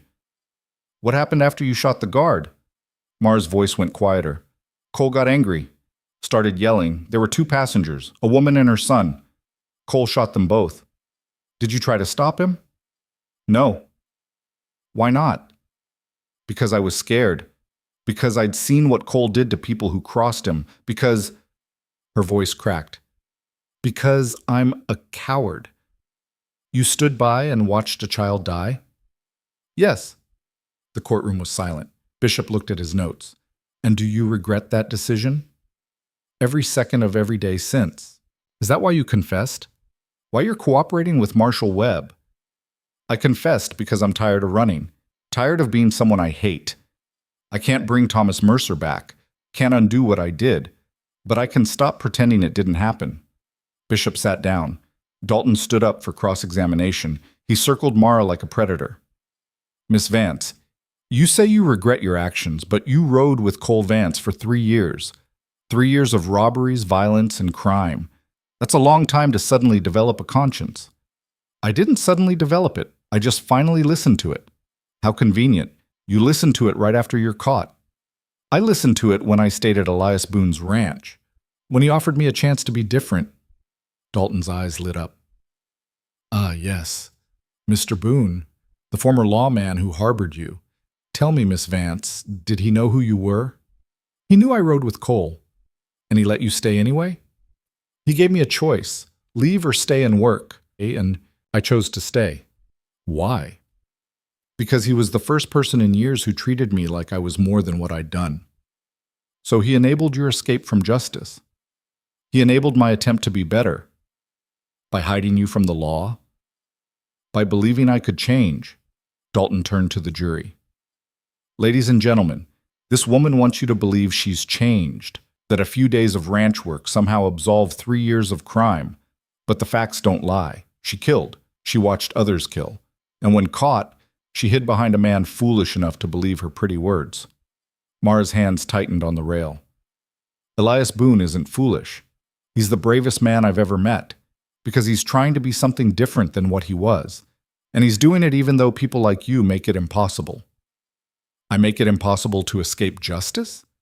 "You make it impossible to believe in second chances." Dalton smiled.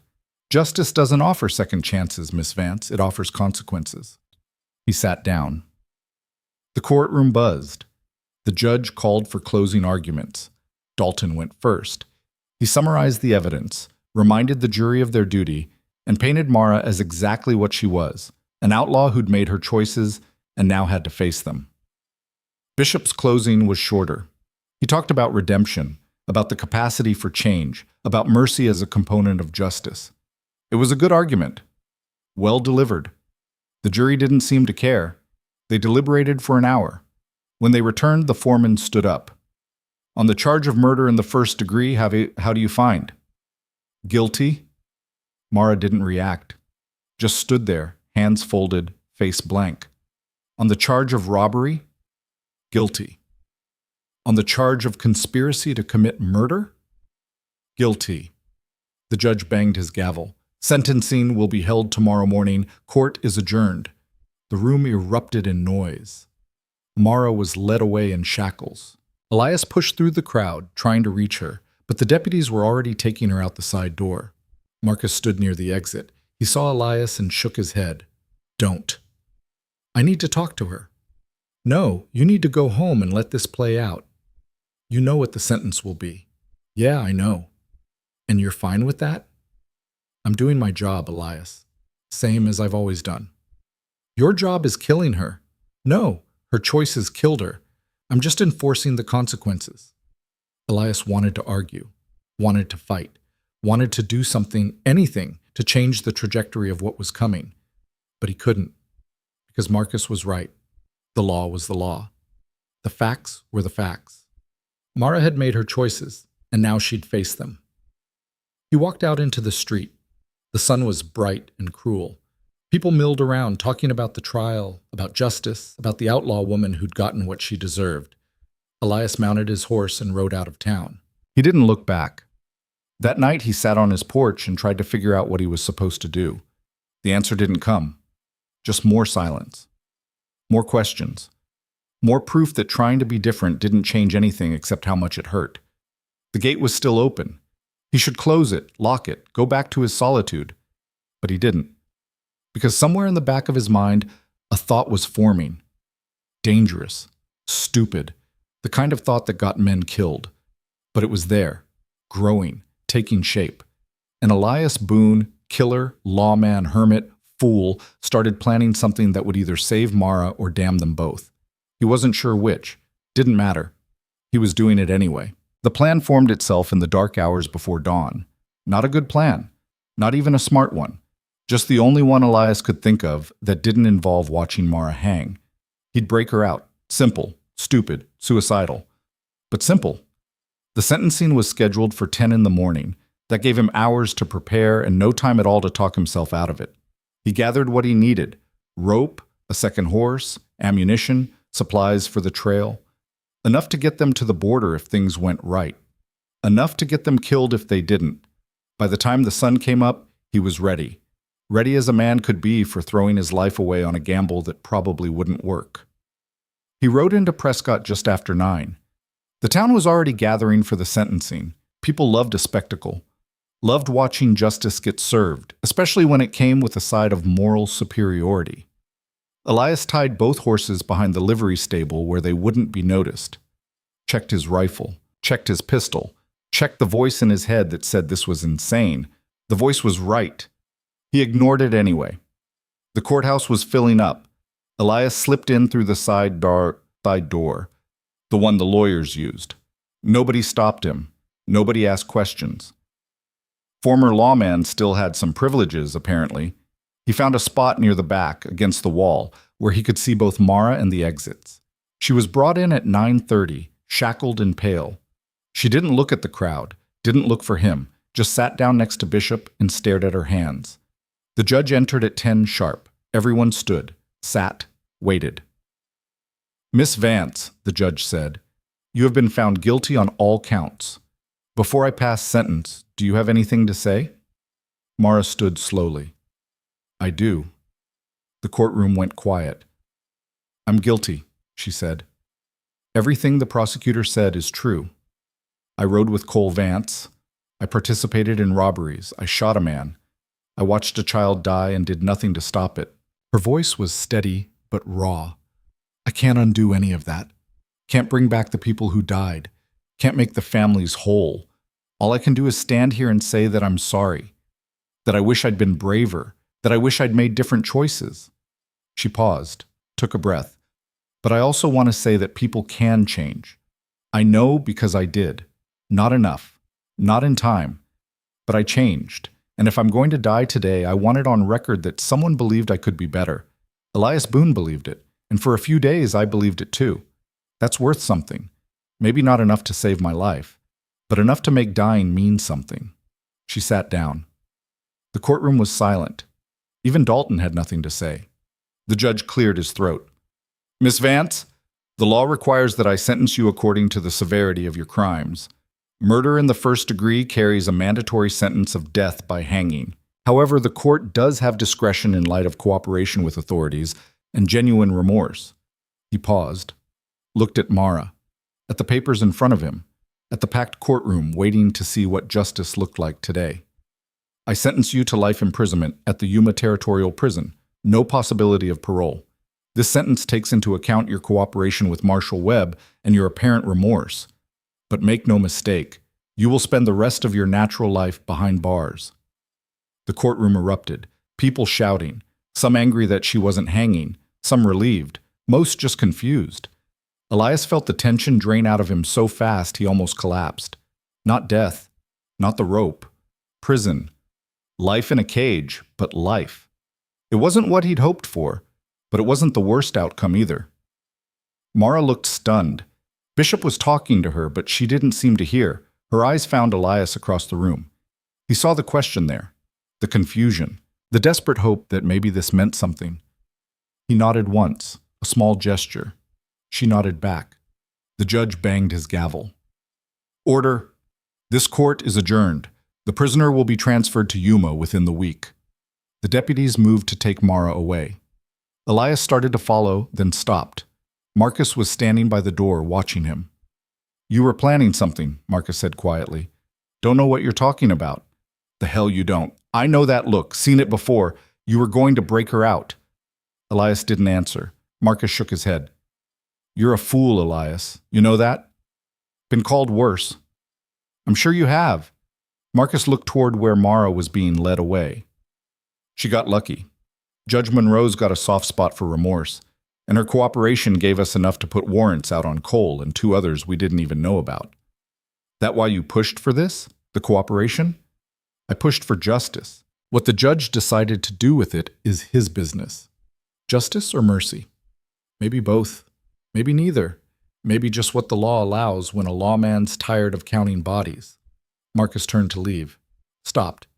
She goes to Yuma in 5 days. You want to say goodbye? You've got until then. After that, she's gone. I know.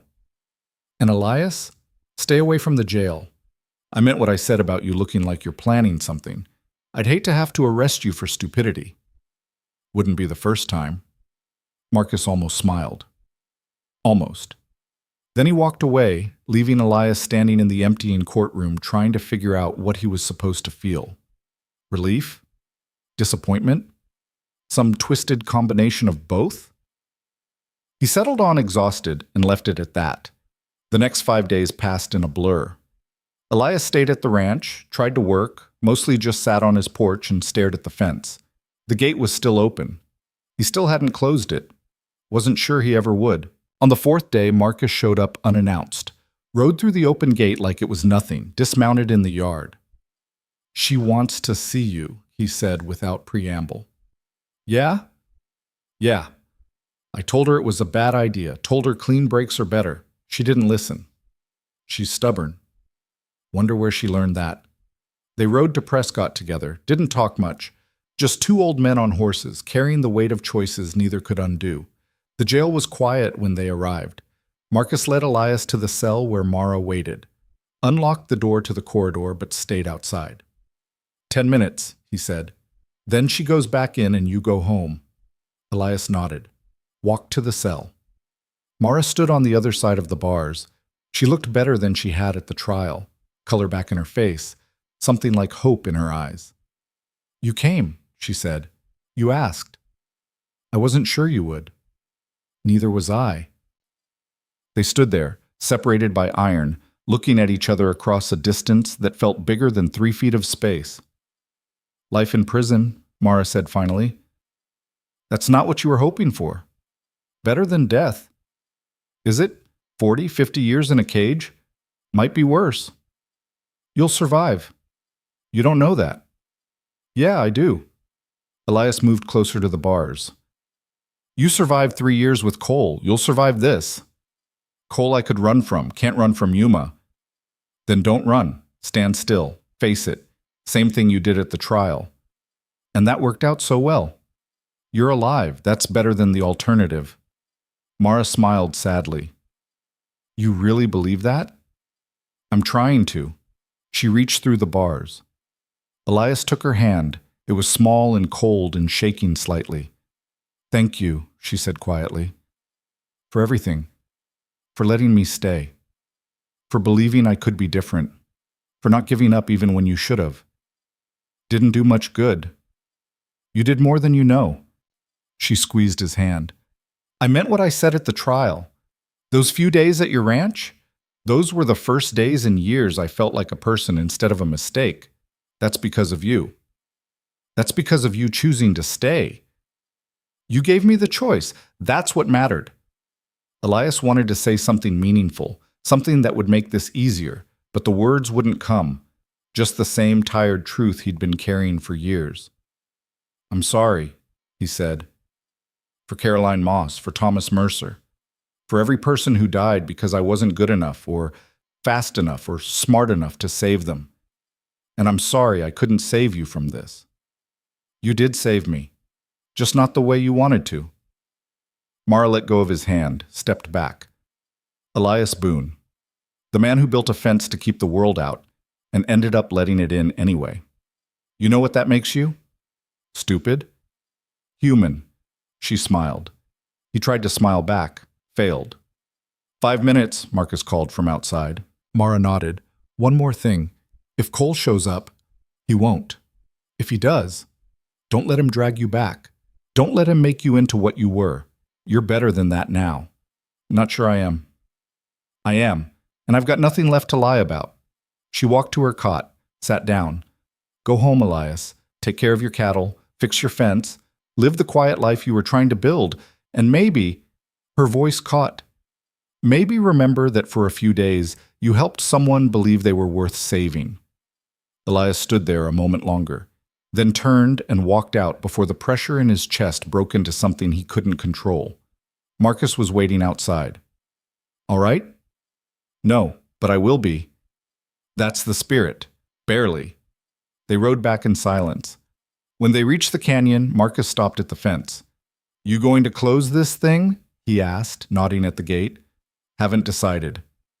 Fences only work if you use them. Maybe I don't want it to work anymore. Marcus studied him. You've changed. Not sure if it's for better or worse, but you've changed. That make us even? For what? All the arguments, all the disagreements about mercy and justice.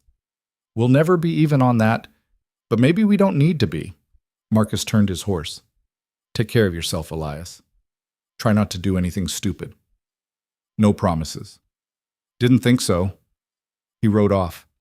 Elias watched him go, then looked at the fence, at the open gate, at the canyon beyond. He walked to the gate, put his hand on it, started to swing it closed, stopped, left it open, then went inside to figure out what came next. 3 weeks passed. Elias worked the ranch. The routine helped, kept his hands busy and his mind from circling the same dark thoughts. Mara was in Yuma now. He'd heard it from Peterson at the general store, heard she'd arrived safely, heard she was adjusting, heard it was hell. He tried not to think about it, failed daily. It was a Thursday afternoon when the rider appeared. Elias was mending fence, the real kind of mending, not the distraction kind, when he heard hoofbeats, single rider, coming slow. He reached for his rifle. Old habits. The rider came into view. Young man, 20-something, riding a brown mare that looked as tired as he did. He stopped at the open gate. Elias Boone? He called out. Who's asking? My name's Garrett Hayes. I'm looking for... He stopped, started again. I'm looking for someone who might have come through here. Woman named Mara Vance. Elias's hand tightened on the rifle. She's gone. Yuma prison. You're about 3 weeks too late. The young man's face fell. I heard. I was hoping... He dismounted, walked to the fence. Can I talk to you, just for a minute? About what? About Mara. About what happened. About... He took off his hat. Elias saw the resemblance then. Something in the eyes. The shape of the face. I'm her brother. Half-brother, anyway. Same mother, different fathers. Haven't seen her in 6 years. But I heard about the trial. Heard she was here before they took her. Elias lowered the rifle slightly. What do you want? Just to understand, the papers said she confessed. Said she was riding with outlaws. That's not the Mara I knew. The Mara I knew was... He struggled for words. Better than that. People change. I know, but I thought maybe if I talked to someone who knew her recent, someone who saw who she'd become, maybe I could understand. Elias looked at the young man, saw the same desperate hope he'd seen in Mara's eyes, the same need to believe that people were more than their worst moments. Come in, he said. I'll make coffee. We can talk. They sat on the porch. Elias made coffee, strong and bitter, the only kind he knew how to make. Garrett drank it without complaint. Tell me about her, Garrett said. The Mara you knew. So Elias did. Told him about the shootout, about the choice he'd given her, about the work, the conversations, the slow transformation from outlaw to something that might have been redemption if they'd had more time. Garrett listened without interrupting. When Elias finished, the young man was quiet for a long time. She really changed? He asked finally. She was trying to. That's all anyone can do. And you believed her? Still do. Even after everything she did? Especially after everything she did, because she knew what she was and chose to be something else. That takes more courage than never falling in the first place. Garrett nodded slowly. I want to visit her. At Yuma. Think she'd want to see me? Only one way to find out. What should I say? After 6 years of nothing? Start with the truth, end with forgiveness. Everything else will figure itself out. You make it sound easy. It's not, but it's worth doing anyway. Garrett stood up. Thank you for talking to me. He gestured at the ranch, for giving her a chance when nobody else would. Didn't give her anything she didn't earn. Still, it mattered. He walked to his horse, mounted up. You know, she was always the strong one. When we were kids, I was the one who got scared. She was the one who faced things head on. Guess that didn't change. Guess not. Garrett rode off. Elias watched him go, then looked at the fence again. At the gate he still hadn't closed. Maybe he never would. Maybe that was the point. The months turned into a year. Elias kept working the ranch, kept living, kept trying to figure out what different looked like when you were 64 and running out of time to change. He heard news occasionally. Garrett visited Mara twice, said she was doing all right, said she was teaching other prisoners to read, making something useful out of her time. He heard that Marcus caught Cole Vance trying to cross into Mexico. Heard Cole resisted arrest. Heard he didn't survive the encounter. Justice, Marcus called it. Mercy, Elias thought, because living with what you'd done was harder than dying from it. One afternoon in late spring, Elias was checking the north pasture when he saw another rider coming. He almost didn't recognize him at first, too well dressed, too official looking. Then the man got closer and Elias saw the badge. Marcus. They met at the fence. Marcus dismounted, looked at the open gate. Still haven't closed it, he observed. Nope. Any particular reason? Lots of reasons. None of them good. Marcus smiled. Fair enough. He reached into his saddlebag, pulled out an envelope. Got something for you? What is it? Letter. From the governor. Seems your friend Garrett Hayes has been making noise. Got his sister's case reviewed. New evidence came to light. Witness statements from other members of Cole's gang. Turns out Mara was telling the truth about being coerced, about being afraid, about not having real choices. Elias took the envelope, opened it, read the official language that basically said what Mara had been saying all along. She was a victim as much as a perpetrator. What does this mean? He asked. Means her sentence got commuted. Life with possibility of parole reduced to 20 years with good behavior. She could be out in 12 if she keeps her head down. 12 years is still a long time. It's better than life, better than death.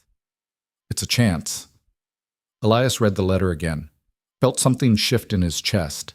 Not absolution, not redemption, just the small, fragile possibility that maybe trying actually mattered. Maybe mercy wasn't just weakness. Maybe standing still in the face of consequences was its own kind of courage. You deliver this yourself just to gloat? Elias asked. Nope. Delivered it because I figured you'd want to know. Marcus mounted his horse. And because I wanted to say something. What's that? You were right. You about mercy. About second chances. About the fence. He looked at the open gate. I spent 20 years thinking justice was about punishment, about making sure bad people got what they deserved. But watching Mara these past months, reading the letter she's written, seeing what she's doing in there, made me wonder if maybe justice is supposed to be about something else. What? Possibility. The possibility that people can be more than their worst moment. That's what you gave her. What you've been trying to give yourself. Marcus turned his horse. Keep the gate open, Elias. World needs more of that. He rode off before Elias could respond.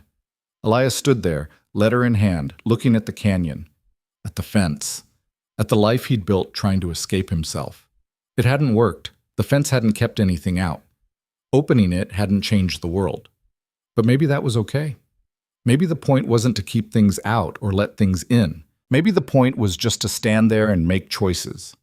Hard choices. Imperfect choices. Choices that might not fix anything but at least acknowledged that fixing was possible. He walked back to the cabin, hung the letter on the wall where he could see it. A reminder that trying mattered, that mercy wasn't weakness, that the hardest fight wasn't against enemies or the law or even the past. It was against the belief that nothing could change, that people were fixed, that redemption was a fantasy for fools. Elias Boone had been a lot of things. Lawman, killer, hermit, fool. He'd built a fence to keep the world out and discovered it only kept him in. He'd tried to be different and learned that different was harder than he'd imagined, but he was still trying, and would keep trying until the day he died. Because what else was there? The years passed slowly after that. Elias worked the ranch. Garrett visited sometimes, bringing news about Mara. She was doing well, teaching, reading, building something in the wreckage of her life. Elias never visited her, told himself it was because the trip was too long, told himself she didn't need reminders of who she'd been, told himself a dozen lies that covered the truth. He was scared. Scared of what he'd see. Scared of what he wouldn't. Scared that redemption was still just a story people told themselves to feel better about failing. But he kept the gate open anyway. 10 years after the trial, on a cold morning in December, Elias was feeding the cattle when he heard hoofbeats again. He'd stopped reaching for his rifle years ago. The world came and went. People passed through. The fence didn't stop them. Didn't need to. The rider was a woman. Late 30s, weather-worn and riding a gray mare. She stopped at the gate, dismounted, walked through like she had every right. Elias looked at her. Recognition came slow, then all at once. Mara? She smiled, older, harder, but the smile was real. Name's Lila now. Lila Hayes. Legally and everything. You're out. Early release. Good behavior. Plus Garrett pulled some strings with a lawyer friend. She looked around the ranch. Place looks the same. Not much changes out here. Everything changes, just slowly. She walked to the porch, sat down on the steps like she'd done it 1,000 times. I came to say thank you. For what? For the gate? For the choice? For believing I could be more than what I was? You did that yourself. You started it. She looked at him. I've been out 3 months. Got a job in Flagstaff. Working in a library. Not glamorous. But it's honest. It's mine. And it's because you showed me there was another way. Elias sat down beside her. How'd you find me? Garrett told me you were still here, still keeping the gate open. She gestured at the fence. Why? Because closing it didn't work the first time. Figured I'd try the opposite. And? Still figuring that out. They sat in silence. The sun climbed higher, the cattle moved through the pasture. The canyon was quiet except for wind and water and the sound of 2 people breathing. Cole's dead, Mara said finally. Heard about it in prison. Heard Marcus shot him. Yeah. You feel anything about that? Relief, mostly. That you didn't have to carry him anymore. I still carry Thomas Mercer. We all carry something. Yours get lighter? Elias thought about Caroline Moss. about all the names and faces, about the weight that never quite went away but had somehow become bearable. Some days, he said. Not all days, but some. That's something. Yeah, it is. Mara stood up. I should go. Just wanted you to know I made it, that your gamble paid off. Wasn't a gamble, was a choice. Same thing. Not even close. She smiled. Still the philosopher. Still the fool. Those might be the same thing, too. She walked to her horse, mounted up, looked back at the fence, at the open gate, at the old man sitting on the porch. Lila Hayes, she said. That's who I am now. New name, new life, new everything. But I'll remember Mara Vance, remember what she did, remember who she was. Because forgetting doesn't fix anything. No, Elias agreed. But remembering and choosing different does. Yeah, it does. She rode out through the open gate. Elias watched her disappear into the canyon, the same way everyone eventually disappeared. The world moved. People changed. Nothing stayed, except choices. Choices stayed. Built on top of each other until they became something that looked like a life. Elias stood up, walked to the fence, put his hand on the gate one more time. Considered closing it. Considered that maybe he'd proven his point. Maybe it was time to go back to quiet, to isolation, to the simple math of survival. Then he walked away and left it open, because the fence had never been the answer. The gate had never been the point. The real work was internal, choosing mercy over vengeance, possibility over certainty, hope over the easier comfort of despair. That work never ended, never got easier, never came with guarantees, but it was worth doing anyway. Elias Boone died 6 years later, quietly, in his sleep, the way men who've seen enough violence hope to go. They found him on the porch, rifle across his lap, coffee cup on the railing. The gate was still open, the fence still standing, the canyon still quiet. Lila Hayes came to the funeral. So did Garrett. So did Marcus. Older now and retired, but still carrying himself like a lawman. A handful of others, people Elias had helped over the years, people who'd passed through the open gate and found something they hadn't expected. They buried him on a hill overlooking the canyon, no marker except a simple wooden cross, no epitaph except the fence below, still standing, gate still open. Lila stood by the grave after everyone else left, looked at the canyon, at the fence, at the life Elias had built from the wreckage of who he'd been. Thank you, she said quietly to the ground, for showing me that the hardest fight isn't against the world. It's against the person you used to be. And that winning doesn't mean forgetting. It means choosing different. She walked down the hill, through the gate, out into the world beyond. Behind her, the fence stood silent. The gate swung slightly in the wind. And somewhere in the distance, cattle grazed and water ran and life continued the way it always did. Indifferent to human drama, unconcerned with redemption, simply moving forward because that's what life did. The canyon would erode eventually. The fence would fall. The gate would rot.